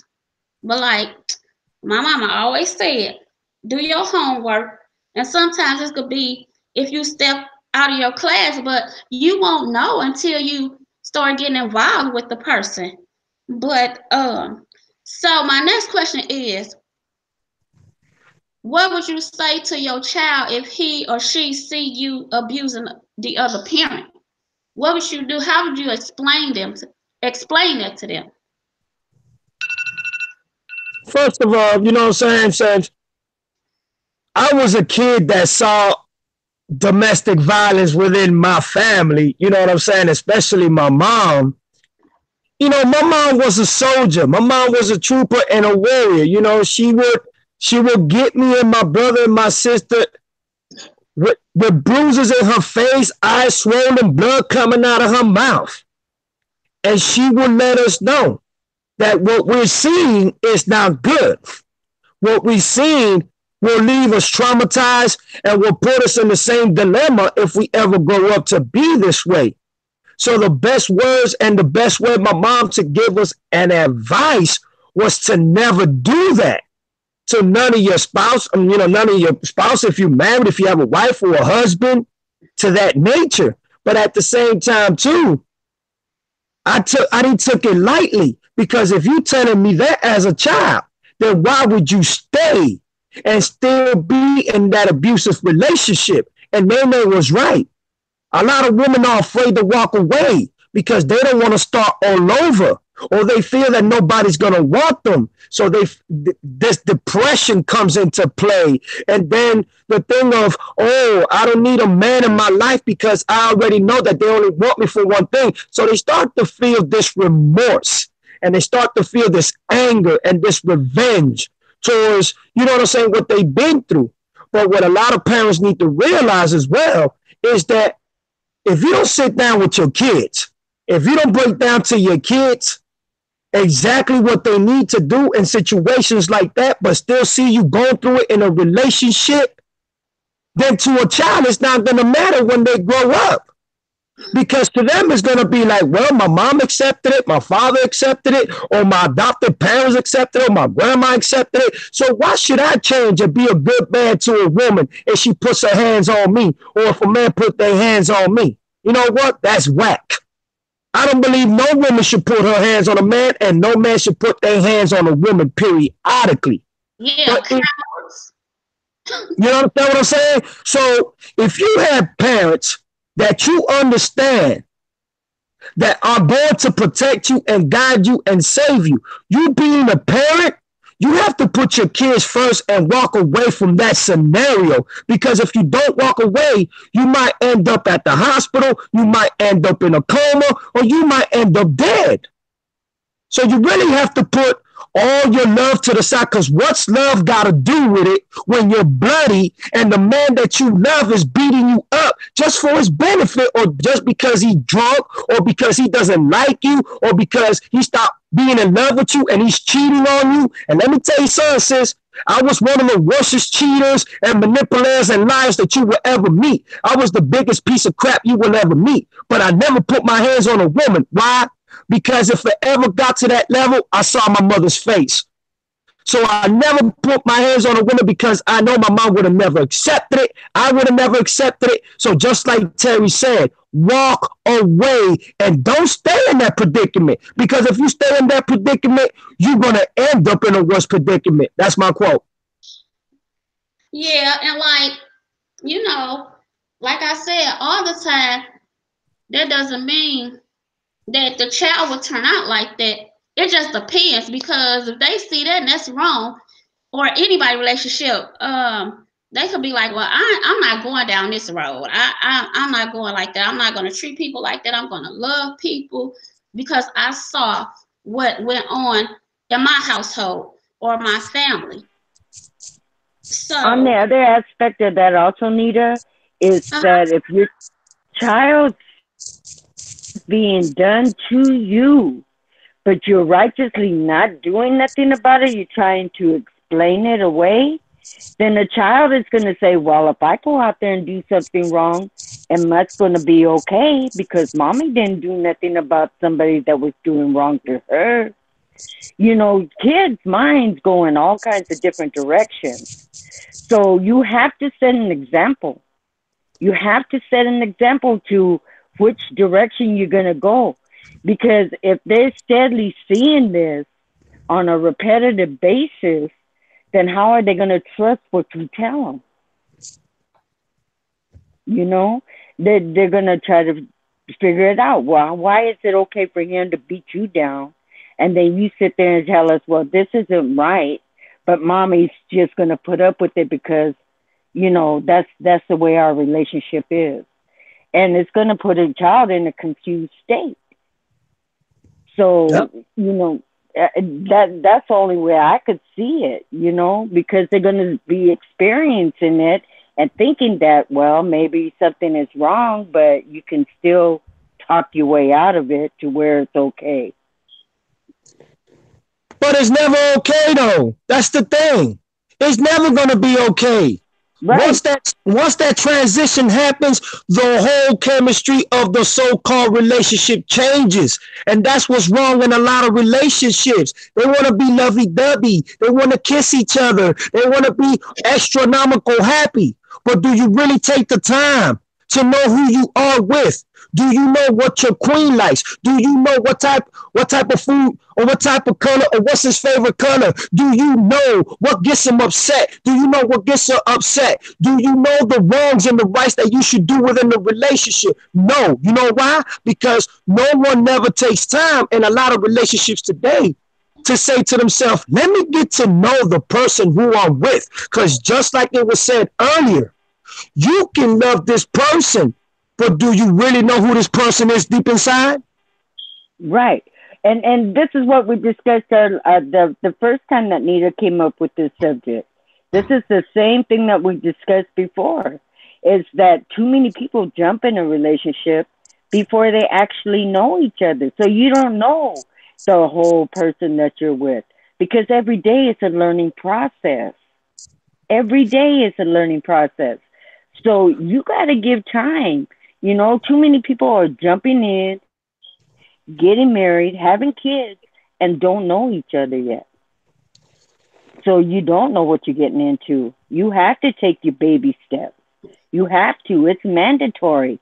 If you love yourself enough, you have to take baby steps, because you got to know who you saying you're going to live the rest of your life with. First of all, but when you get with somebody, the first thing you should do is tell them who you used to be, so they can get a picture perfect and a clear understanding who you was, so they can know how to prepare themselves to be ready when certain situations pop up in the so-called relationship. Don't be ashamed. Don't be afraid to say, yep, I was a cheater. I was a manipulator. I was a liar. I did a lot of women wrong. You know why? Because when you change your life for the better and you want to be with a real queen or with a real king, you're supposed to let them know. Ain't they supposed to be your best friend? Ain't they supposed to be somebody that you're going to be with, that you so-called with, that you're going to hold hand in hand and be your partner? So you have to confess and be real to God and Jesus and to yourself before you can even be real to somebody that you so-called love. That's true. But I don't think somebody's going to come right into a relationship and just be so boldly open, you know, because people, when they first get into a relationship, it's a facade. Usually somebody puts on a different face than what they really are. And you don't know who they really are unless it progresses a little bit longer. So like I said, it has to be baby steps to get to know each other. The pros, the cons, the in-between, whatever else. Okay, you know, it's understandable. Because I don't think I would go on a date and say, look, now, I can't say I don't think I would, because I did do that. I did on my first date with this gentleman, told him, if you think you're going to tell me what I can do, what I can wear, who I can talk to and who I cannot talk to, this will be our first date and this will be our last date, because I don't play that way. You know, and I did tell him. I did tell him that on our first date. And you know what, sister? I salute you for that. Because it takes a strong woman to know how important and how much she is worth to herself as a woman and as the daughter of God. But let me say something to you, and I want to say this clearly to you. I'm the type of person that if I know that I used to be what I used to be, I have to sit down with a queen that is going to tell me exactly what it is. That's why I miss a lot of back in the days type of disciplinary when they came from learning to all the women that I grew up with. Because just like you, my sister, just like the queen that you are and the warrior that you are, I have met women that have told me straight up what it is. And you know what? Some men can't handle that. Oh, you That's too true. good for me. I gotta walk away from you. No, they want them fragile woman, them fable woman, the one Yeah, that they can trick and manipulate. Not me. exactly. Tell me Yes, what it is so I can understand you as a person. Because if I don't learn from you, how you expect to learn from me? yeah. Because if you're passive, then they know they got you. You know, Exactly. if you come in really passive and really meek and everything, and be like, oh, yes, it's okay, whatever you want. You know, oh man, that opens up the door for anything. Yes. Mhm. But if you go in and you say, hey, you know, this is how it's going to be, because see, I'm grown and I want you to treat me like I'm grown. I'm not a child. I'm not a teenager. I'm an adult. And if you can't treat me as an adult, then I'm the wrong one for you, because you're going to treat me like an adult and I'll treat you like an adult. You treat me like a child, I'm out, because I Exactly. don't wear diapers and I don't suck on a pacifier. So I'm out. Exactly. So that's why I'm telling all my brothers, as y'all hear me speak, I'm not saying this because I learned this yesterday. I'm not saying this because my sister Nita decided to come out with a domestic violence video. I grew up around domestic violence, and that's not cool at all. So for every brother and sister that think that it's cool to build domestic violence around your environment, around your plantation, I'm gonna tell you something. Go get a life. Go see God and Jesus Christ, because you're gonna need them bad. You understand what I'm saying? Don't sit here and destroy somebody else's life because your life is miserable, and you know misery loves company. You understand? I guarantee you, if you both put your trust in each other by being honest, loyal, and don't be too goody-goody, and y'all put your trust in God and Jesus, you know what? A relationship can be spectacular. But stop playing with yourselves, stop playing with your life, and especially stop playing with the life of somebody that you so-called love. And I want to ask Nita this question. Yeah. Have you ever been through domestic violence, and how do you dealt with it? No, but my daughter has. Okay, So that's still close to me. exactly. Yeah. How did I handle it? Well, we had to go to court. Yes, Oh, I did say something to this young man. Now the question is, how did I want to handle it? I was like really, like I said, I was really pissed off, and I didn't want to hurt him. I'm not gonna even lie. And to this day, I still better not catch him. I better not. It's not just the men in the family. It's me too. That's something you know. You're not gonna mess with me or my family or anybody. So, he's still acting a fool. This been 3 years ago, but he still has his little. You know, he want to put his little 2 cents in everything. Or if he see pictures with her little boyfriend now, get out of my state. Whoop de whoop de whoop. Nigga, I blah blah blah blah blah. Who are you to tell somebody to get out of your state? You are nobody. Nobody. So I haven't been abused, you know, myself, but that's close enough, my daughter. you hate her, of course. And you know what? The reason why I asked you this, and I want to talk to all my sisters in the panel as well. I want to talk to all of you and take it from a man perspective. You know what I'm saying? Because I don't think a lot of men really sit down with their queens or their wives and girlfriends and talk about domestic violence. I don't really think that is an issue when it comes to that, when it comes to relationships. I think relationships need to sit down and talk about things of that nature before it even gets to that nature. And the reason why I say this is because I want all my sisters to be careful. You know what I'm saying? Don't you put yourself in the pedestal, in the pedigree where you know that all you're going to see is a bloodbath coming out of a relationship. It's not going to help you, period. It's not going to satisfy you, period. But also, I know a lot of women that like to get in man faces and call them pieces of crap and M this and MS that. You know what I'm saying? But for the dude that you just said that hit your daughter to keep on clowning after 3 years, that just further lets your daughter and you know that a man like that is never going to change until something really bad happens to him and God and Jesus reaches to his heart and soul. So that's why I'm telling all my sisters, man, protect yourselves, watch yourselves, and most definitely get to learn who you're dealing with before you decide to make that move, and then you regret making that move years later. Yeah, because he's very jealous. He's jealous of her, and he wanted us to be his family. So it was things like that because the environment that he was raised in. I think he should have been got help, and I told him to get some help. And my dad said, "Young man, get some help. You can't make people want you." Because I'm telling you, you know how people expect something at the time. You just let it die down. That's how I feel. We haven't forgot you. We have and not. You're absolutely right. No, we have. Go ahead, sister. Go ahead. That's what I want to say. But yeah, he's what? harassing, and he couldn't stand that little girl. But he's harassing her, trying to call and tell her and say things, to her friend. Exactly. Someone who he claims he can't stand. Wow. But you see, this is also one thing that I didn't understand. I didn't understood at first.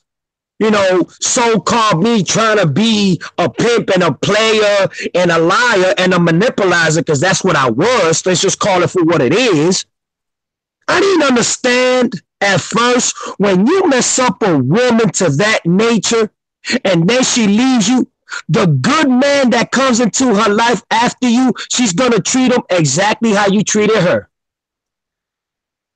Yeah. Because she don't trust nobody. After what she been through, you think that she wants to give all her love to another man after she's been subjectively into an abusive, physical, mentally, and physically? And also, yeah, man, you hurting her by also realizing that there's somebody that really is going to love her, but she's going to put a negative, dark energy into that relationship because she feels that he's just going to be good just to get what he wants and what he needs, and then he's going to turn around and do the same thing that her ex did to her. Right. You put up a barrier because I know that's what happened to me. This is why, in my lifetime, I've been in 5 relationships. Each relationship that went wrong for me, my barrier got stronger to where I finally said, you know what? I'm done with this. I'm done with this. I can't keep on putting up with the emotional part and the emotional draining that you go through when you're in a relationship and then it doesn't work out. Because I love hard. I love real hard. Yes. And it hurt me. It hurt me so much that my heart just hardened. It hardened to where I wouldn't allow nobody in. I shut myself down completely. I mean, I have not been in a relationship in years. And I know it's not fair to myself, but it was my protective mode that I have. I'm protecting myself because it seemed like every time I was in a relationship, I was the one that got hurt, not the other person. And I wasn't going to allow myself to get hurt anymore. So what I did was I cut my life off. You see, I'm gonna be very, very much open up to this, and I want to say this in my mother's behalf because my mother is a person that taught me every aspect of value when it comes to respect, and I gotta take off my hat to her. I want to read what Turi Ali just said on the chat. She said people need to listen with their ears and not with their mouths. If you let someone talk enough, they will tell you exactly who they are. And that's a fact. That's true. That's a fact. Mm-hmm. That is a fact. And I know it's a fact because my mother went through it. You understand what I'm saying? Mm-hmm. And even some of the women that I've been with been through it. But you know what? We so much of dumb asses. We so much of cruel men. We so much disrespectful that we don't realize how much we really hurt when we hurt. But then when you fall in love with somebody and they cheat on you, then you want to be mad at the world and you want to be the one crying. Stop crying, bro. Go through what you got to go through. Because if God put a good woman on you, and just like me, I cheated on good women too. And I would never respect myself for that, but I've been forgiven because I asked for forgiveness. And plus, my God and Jesus, they also forgave me. But I can't keep using the same excuse and keep putting God and Jesus, you know what I'm saying, to get what I want and keep lying to women. Don't you know that you don't got to hit a woman to hurt them mentally and physically and emotionally? That's right. You don't have to. That's right. And that's real talk. You know what I'm saying? Everybody needs to understand. If a man cries to a woman, listen to that brother. He's opening up to you. Quit slamming, putting him to the ground just like everybody else does.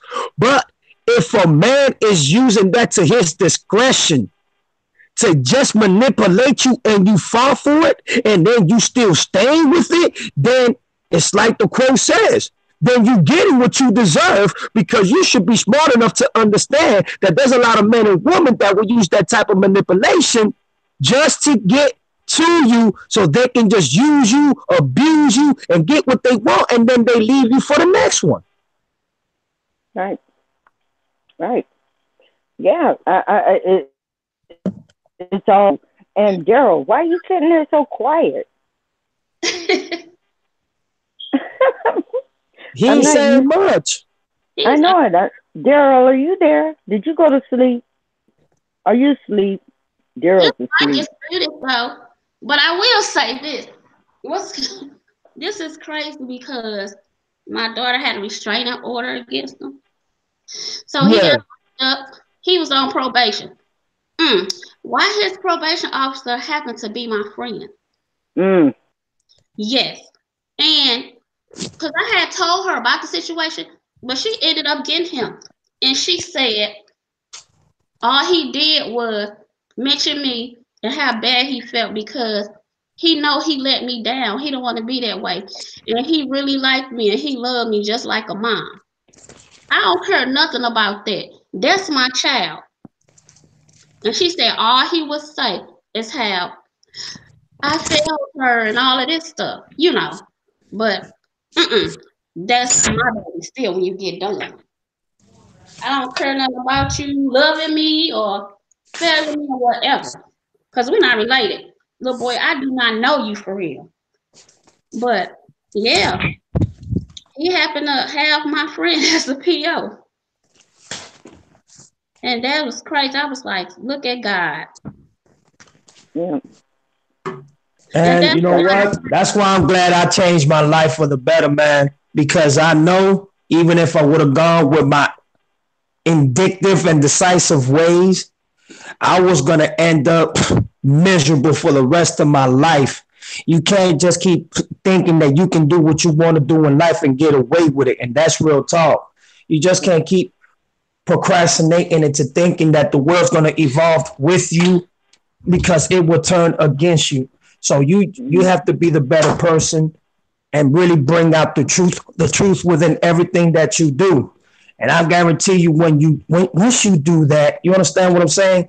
You opening doors for yourself. You opening doors for good people to come into your life.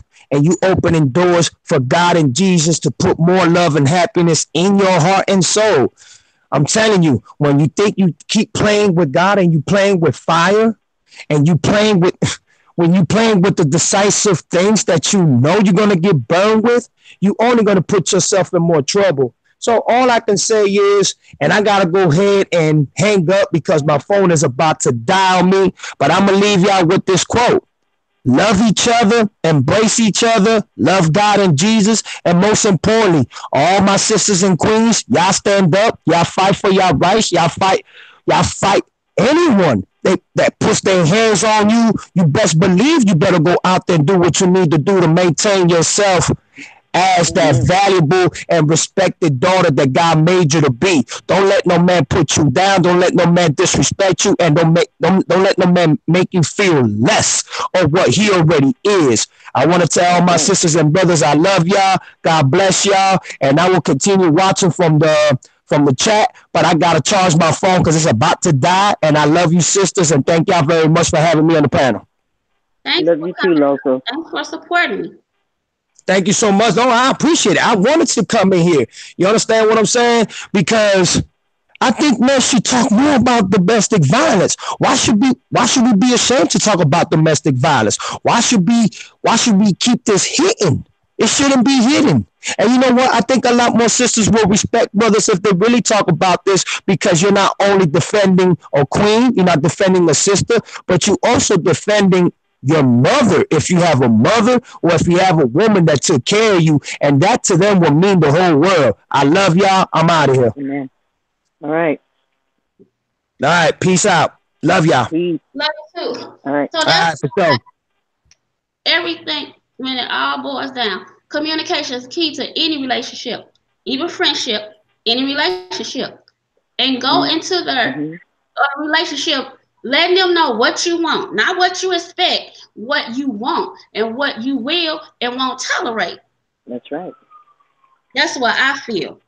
That's right. I feel that's exactly how I feel about that. Because if you say what you expect, they'll be like, oh, and try to do whatever they want to do. But I'm gonna tell you what I want, or see ya. I have no problem with putting people out and sending their stuff outside or whatever. I have no problem with it. Throw it out the window, whatever, however you want to get it. I have no problem with that. There you go. There you go. And that's the way it should be. It should be like that. If you're confident enough within yourself, then you're confident enough to say it to somebody that could be a part of your life. But there's some women that are afraid to speak up for themselves because they're looking for love in all the wrong ways. Yes. And you don't know what you end up with them. So you have to be able to put yourself out there and be confident about it. Yeah, be prepared for whatever comes. Yeah, because I know too many people, and it's just really sad. And a lot of people don't like to talk about it because it's a touching and very sensitive topic. But sometimes you discuss things, it'll make you feel better. You know you're not alone, the only one that been through it, and you hear other stories. Right. Well, see, you have to be able to discuss life.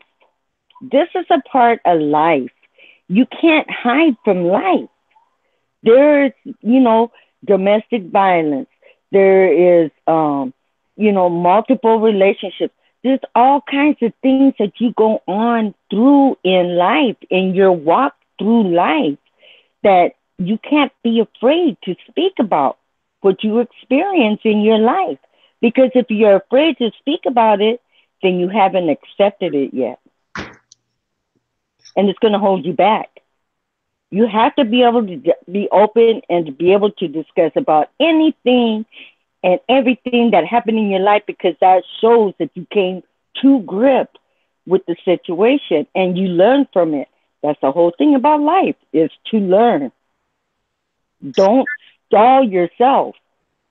Admit, talk about it. It helps get rid of it and move on.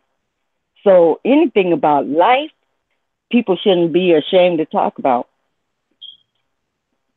That's right. And it's such a broad topic.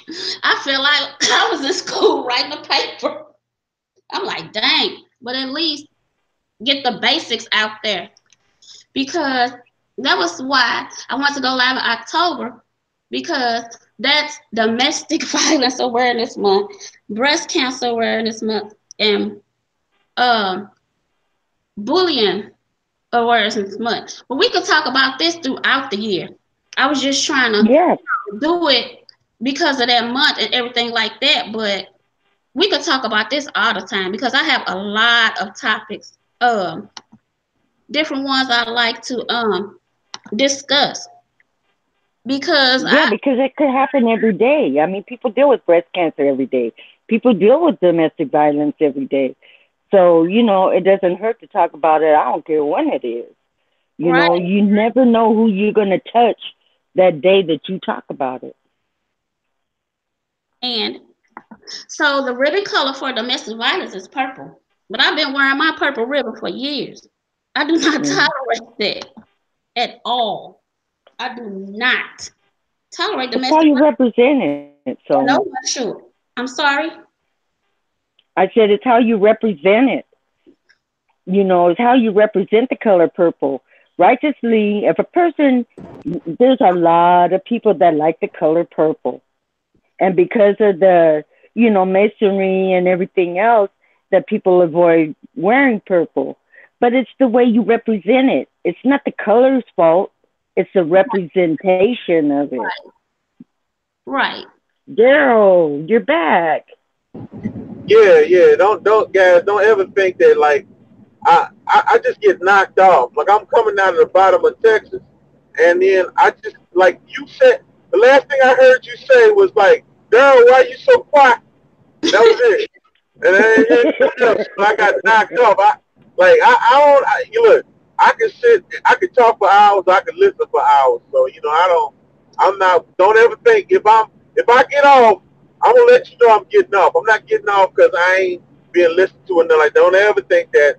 I got much respect for all you queens. I got much respect for the king, the G2G family. So if I get off, I'm just knocked off, or either you know maybe I broke up. My boss called me and then I had to get off, but or my wife. Right. Yeah, so it's no big deal on that. But well, it's just my way of checking on you, you know, because I knew you was quiet, and I know usually you'll jump right in when you got something to say. So, you know, kind of like it was my way of checking on you, making sure everything was good, you know. Well, see, tonight I was just trying to, because you know I'm always running my mouth, but I dialogue is healthy. Dialogue is really healthy, and I took the counterpoint situation on this because, you know, I felt as if other people needed to be able to discuss it because domestic violence is such a touchy issue. You know, I mean, I have much respect for people, and I felt so bad when I was on the counterpoint, you know, after listening to what Queen Nene had talked about, you know, and yourself, Queen Terry, but you know, I was lucky because, not lucky, but blessed because my father, he never had a father. So he always tried to be a really good father to me. And then he also tried to set a good example for me. So he never put his hands on my mother. You know, they never, I think in all the time that they were together, they may argue twice. And even when they did argue, we never really saw it. Like they had one particular argument, and then we were so scared. We were like, "Oh, y'all go get we." Then we thought they were gonna divorce, and they thought we was going to an orphanage. So we were laughing, you know. But I mean, so I want to take the counterpoint, and believe me, I don't want anyone to think that I'm trying to trivialize domestic abuse because this is a subject that really needs to be touched on, and it needs to be. I just my thing was like I wanted to try to see if there were other avenues in addition to the avenues.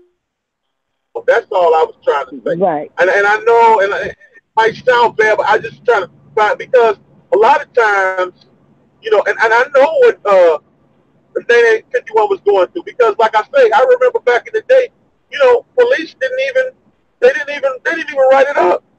You know, that's right. If you beat your woman, it's just like, yeah, man, you got it in check.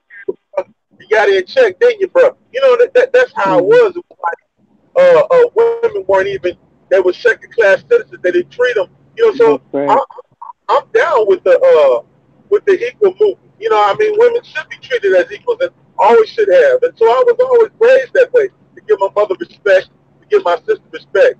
Now, I'm not saying I'm an angel or nothing, but I just would like to see more communication. Other than one of the things that kids don't do now, they don't court each other. They don't know anything about each other before they just have sex. It's just sex, sex, Right. sex, sex, sex, sex, sex. And then Mm-hmm. there's no communication, so they don't really know anything about each other. So by the time uh, that you really would need some healthy communication, they already tired of each other because they don't know how to communicate with each other. You know, just take your lady out somewhere. Just going somewhere. And these things are not. Believe me, if I got young folk on her, these are not ancient things. These are not like, oh, y'all from another generation. We don't know nothing about that. That's so old. That's not really old. Getting to know who you're with is extremely important. Getting to know her likes, her dislikes, his dislikes. One of the things that we have to get past is just, you know, not just let it just be me, me, me, me, me. Let Right. it be a lot about who that person is and how are you going to relate with that person. So my sister was a victim of domestic violence, and I know that she ended up passing away uh, due to complications of sleep. It was sleep apnea, but she did a lot of drinking. But it was a lot. It had a lot to do with the Mm-hmm. men she was with. My sister got married 3 times, and she always had issues with her significant others. They would cheat on Mm-hmm. her. They would dog her out. And I mean, it was hard for me to get information out of my sister, and then it was hard for me. Like she lived so far away from me. Like she was almost staying away from me because I think she was just embarrassed that I would ever see the situation. And then like she reached out to me at the very end. We were lucky to be with each other, and I appreciated just having time with her. And I wish that uh, those men would have treated her uh, with the love and admiration that she needed to live a long. I thought she lived longer than me. And it was sad to Right. see her go into a depressive state because men can not only be physically abusive but they're verbally abusive too. Because we just Right. a lot of brothers just don't know any better. They don't. Some of them don't know any better, and then they don't know how to change what they're doing. A lot of it has to do with finding the Word of God. But I would just like them to be able to uh, just one day wake up. If you know you a womanizer, if you know you are an abusive man, just one day or one week, just do the opposite of what you were doing. Just do the opposite of what you were doing and see if you can put a smile on somebody's face.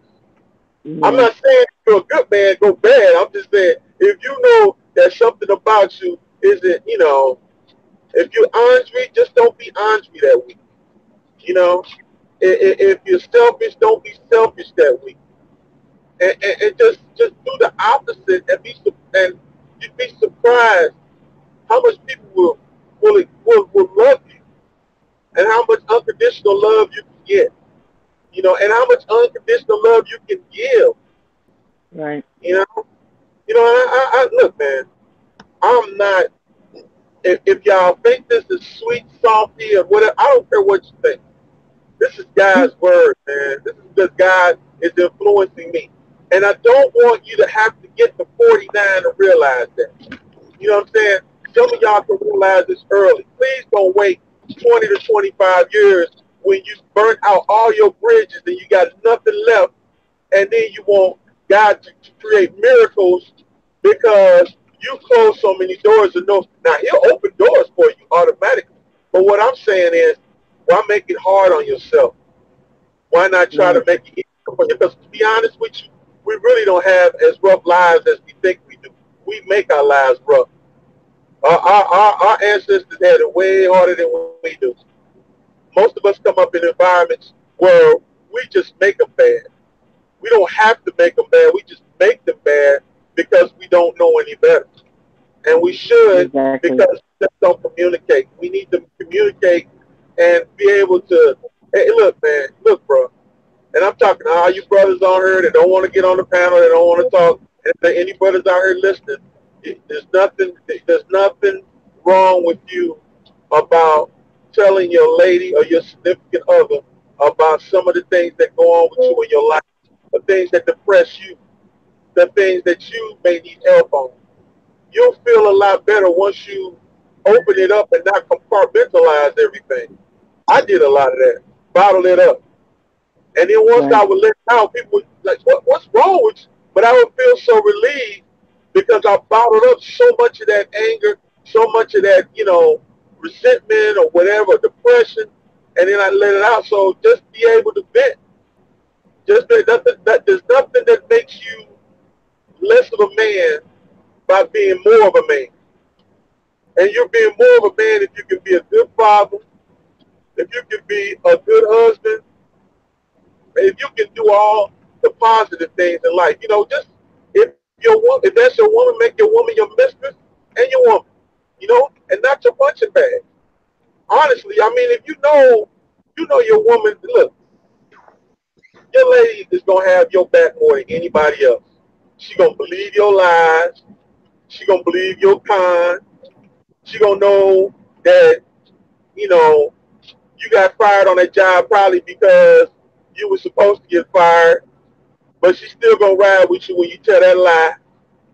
You cheating on that woman. I don't know, I don't know, I don't know, I don't know. She know, we all know, all right.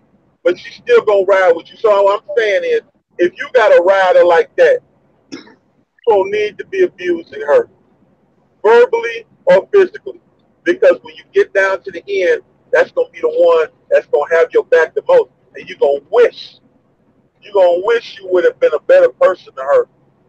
And it always happens. Believe me, it happens all the time. It's not something that's just made up or thought up. You get down there down the line, and then you turn to her. You're like, yeah, I was good to you. You ain't done nothing for her. You done nothing for her, but put her in misery and shame. Put her in misery and depression.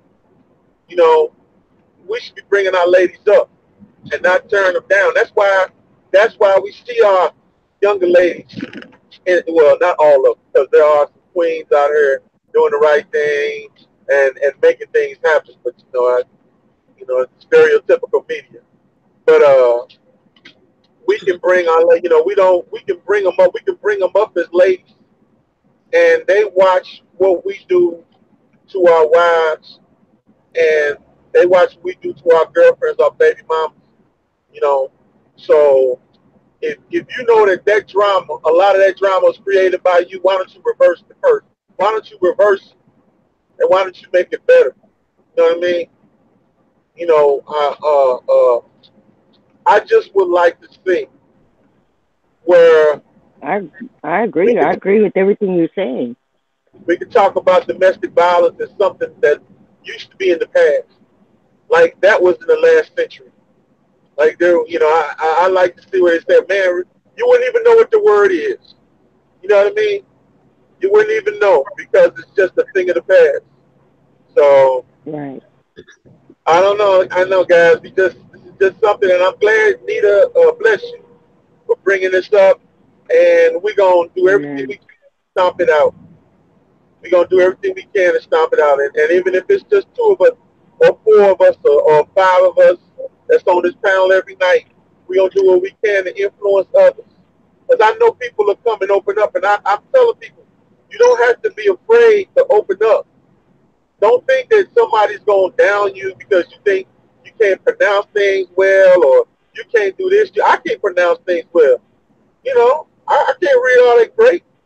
I do what I can. I do what I can to make things better, for myself and for others. But I mean, look, I've got too old to be scared about anything anymore. That's I'm the right. third. I'm at the third. I'm at the end of the third quarter of my life. I'm walking that fourth quarter, and at this point, it's either put up or shut up. So Yep. as you can see, I ain't gonna do too much shutting up. So I gotta Yep. put up. I put myself up, and I want to see all these brothers to put themselves up. Because I'll say again, get away from that smut, man. Come on, y'all. Man, Come on, there brother. you go. If you had a bunch of chicks, like I said, you had a bunch of women here with swimsuits on, y'all be up. It'd be 2,000 of y'all up here. If she was interviewing Nicki Minaj and pick a Nicki picture of Nicki Minaj up, it'd be 60,000 people talking. Why can't 60,000? Why can't 1,200 people talk about how we can solve domestic violence? You know, why can't we talk about faith and God? And I mean, must we? Why must I change this channel and it's 10 people, 20 people? It should be more. You know, it should be way more people watching this. But you know, you can only, a person has to be able to want to walk the path themselves. So I'm hoping that this is just the beginning, Nita. I'm hoping that this channel becomes strong, because I like the positive voice that you're bringing and what you're trying to portray. So and always my queen, you're always up here with me. You got my back. I got your back. I love you. I love you, Nita. I love you. I'm not going anywhere. I'm gonna close the club down with y'all. Don't worry. I'm gonna close the club down with y'all. But I mean, I just want y'all to know that we have to walk this path. We have to stay strong, because it's gonna get better, but it's always gonna be something along the way that that we just have to be strong with. That's all. So we need to reinforce. We need to let these young men and women know. Look at that. We need to let them know. Talk up a king. Look at Mo Valley coming up. Mo Valley. Hey, I see you, G2G. What's up with you? Can y'all hear me clearly? Blessings, beautiful Queen Nita B. Yes. Blessings, beautiful Queen Terry. Now support. Hey, we out here, bro. We out here. And I'm actually pretty glad that Father God gave beautiful Queen Nita, because she hasn't been feeling so well, to give her enough strength, man, to do this live. Thank you, sis. God bless you, Queen. We love you so much. Where y'all at, y'all? I just made it up. Amen, brother. Just come on up. We're talking about domestic violence. Whatever you want to add to it, whatever points you want to come, just feel free to speak, man. We just have a dialogue. Dialogue is healthy. So come on with it. Man, this topic right here, man, is really do need to be talked about. Not just just in the relationship mind perspective, but y'all, man, it also be getting done in the streets too. Socially bullying, that's a domestic abuse right there too, y'all. Man, bullying needs to stop out here, man. It truly, truly does. I remember, man. Like how the kids are getting. I remember I used to get bullied, man, before people started realizing, man, I knew how to play basketball real good, and man, that give you into a depression mode to where that you start wanting to do things to yourself, and then when you go to, I remember going to my auntie's house one time, and my auntie, man, used to always get beat up all the time, man, by my uncle, man. He used to always drink. He would be drinking some Jack Daniels, man, just straight, man, just with no chaser, just man, bottle after bottle after bottle, and he would just take his anger out on my auntie, and when he would take his anger out on auntie, man, auntie would start fighting back. So then, man, he will actually go out and start putting the anger out on the kids, and he would take his anger out on the kids. And that right there, man, really, I started seeing that right there a lot, man. I used to sit there and tell mom all the time that I didn't want to go over auntie house all the time, man. Even though I be wanting to be over my cousin now and stuff like that, but just seeing cousin, man, be getting beat, he'd be just getting out the bathtub, and man, unc, man, would just sit there and just start hitting him, man, with a stitching cord. I mean, just because auntie started fighting back. But families, I'm gonna go ahead and let y'all talk right quick, because I'm gonna do some things, but I'm up here on the panel with y'all right quick, okay? Okay. Terry, did you have anything else to say, or anybody? Because I was about to wrap up the panel. But no, that we pretty much discussed it. Like I said, be confident within yourself. Never shy away from anything that you've been through in your life, because you don't know, if you open up and speak about it and tell people the ways that you handle things, you could be helping somebody. if you sit there quiet, oh, I'm shy, I don't want to be on the panel, or, you know, I don't know how to do this. Well, we didn't know how to walk at first neither, but we learned. You know, you have to be able to open up and put your ideals out there for others, because you are the next person's walking cane. You can help another person take another step just by your words alone. So never hold back. If you got something that you got to get off your chest, get up here and get it off your chest, because we are family. We are the glue. We hold each other up, and never hesitate to lean on us, because we won't fall, because we got each other's back. So please always feel more than welcome to get up on any panel at any time and discuss anything, and don't be shy about it. And that's all I got to say. Okay, well, guys, I'm praying. Well, Go ahead. I hope you get better, Nita. I hope you get better, Queen Nita. And thank you for those words. Those words were powerful, Queen Terry. I agree with you 100%. You know, people like me and Queen Terry, you know, like I said, we walking down that fourth quarter. We need these young bloods. We need our young folks to come out here and talk and speak. And don't be afraid. You can't say anything that's going to offend or hurt or whatever. Dialogue is healthy. It's the healthiest thing in the world. Be able to you'll see how much of a better person you are by being able to just come out here and talk and let your voice be heard. You know, you don't have to just come on up. Just come on up. This door is always open. G2G family is always willing to accept you. You know, you don't have to just be in the chat. Come on up here and be family with us. You know, we like to hear your, you know, we would love to see the spirit in you come out. We want to see you shine. We want to see your shine. So come up here and support Nita B, support Queen Terry, support Chosen and Von Loso. Come out here. Mo Valley. Yeah, I'm sorry. Yes, sir. You know, let your voice be heard. Come out here and because believe me, when this turns, it's gonna turn quick. And a lot of people are gonna be looking confused and dazed. I mean, and they're gonna need help.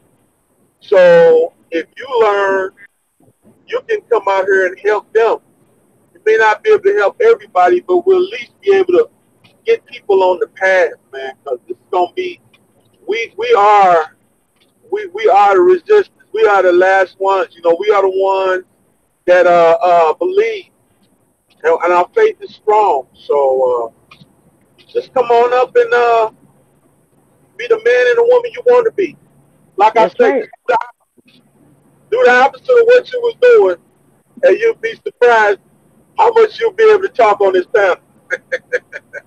Yeah, well, look at the prime example we just had, which was our fast. Look, we all did this together. Exactly. It wasn't just one person. It wasn't just two people. It was a fast that a lot of people in the family did. So if we can do that together, then we should be able to share experiences with each other and not hesitate. It works. It worked with the fast. Amen. Amen. Amen.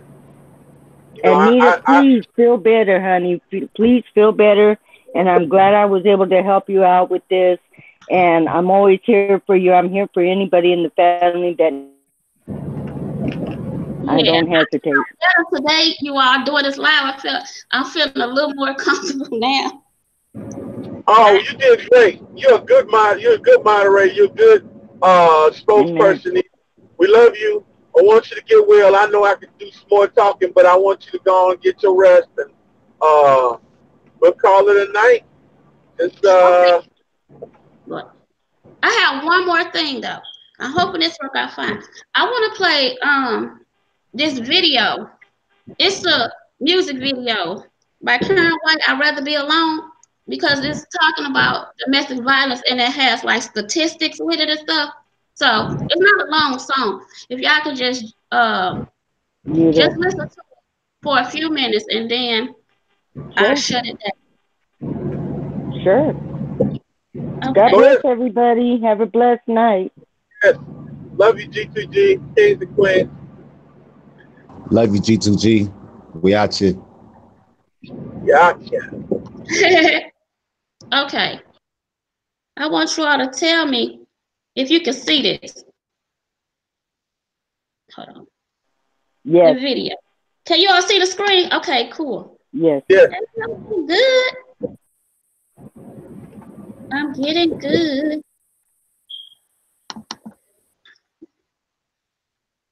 I don't know why it's not playing. It should. Maybe I'm doing something wrong. I don't know. Oh man. I thought this was gonna be perfect. Look at Everything. you got all your steps. I'm sorry. Take your Just time, honey. relax. You get it. Hey, go ahead. Take your time. Okay. I'm glad you all see it. Can you still see it? Okay. Yeah.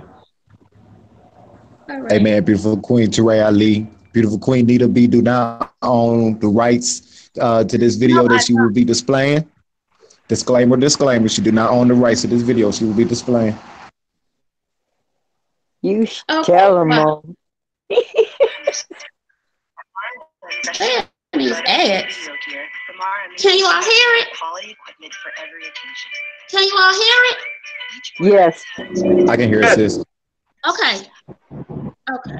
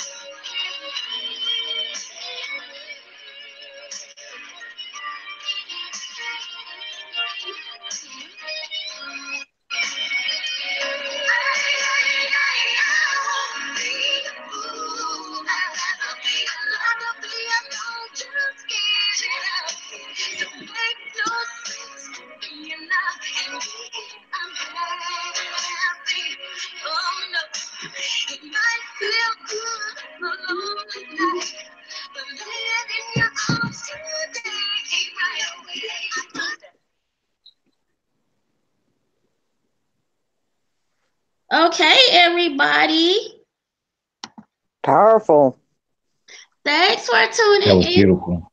Love you guys. Yeah, I thought that'd be like a perfect video because it has like myths about domestic violence and things like that. So I'm glad. I thank you guys That for was showing powerful. me Thank love. you. Yeah, showing me love. Okay, good night, everybody. Good night. Okay, G2G. G2G for life. G2G. Okay.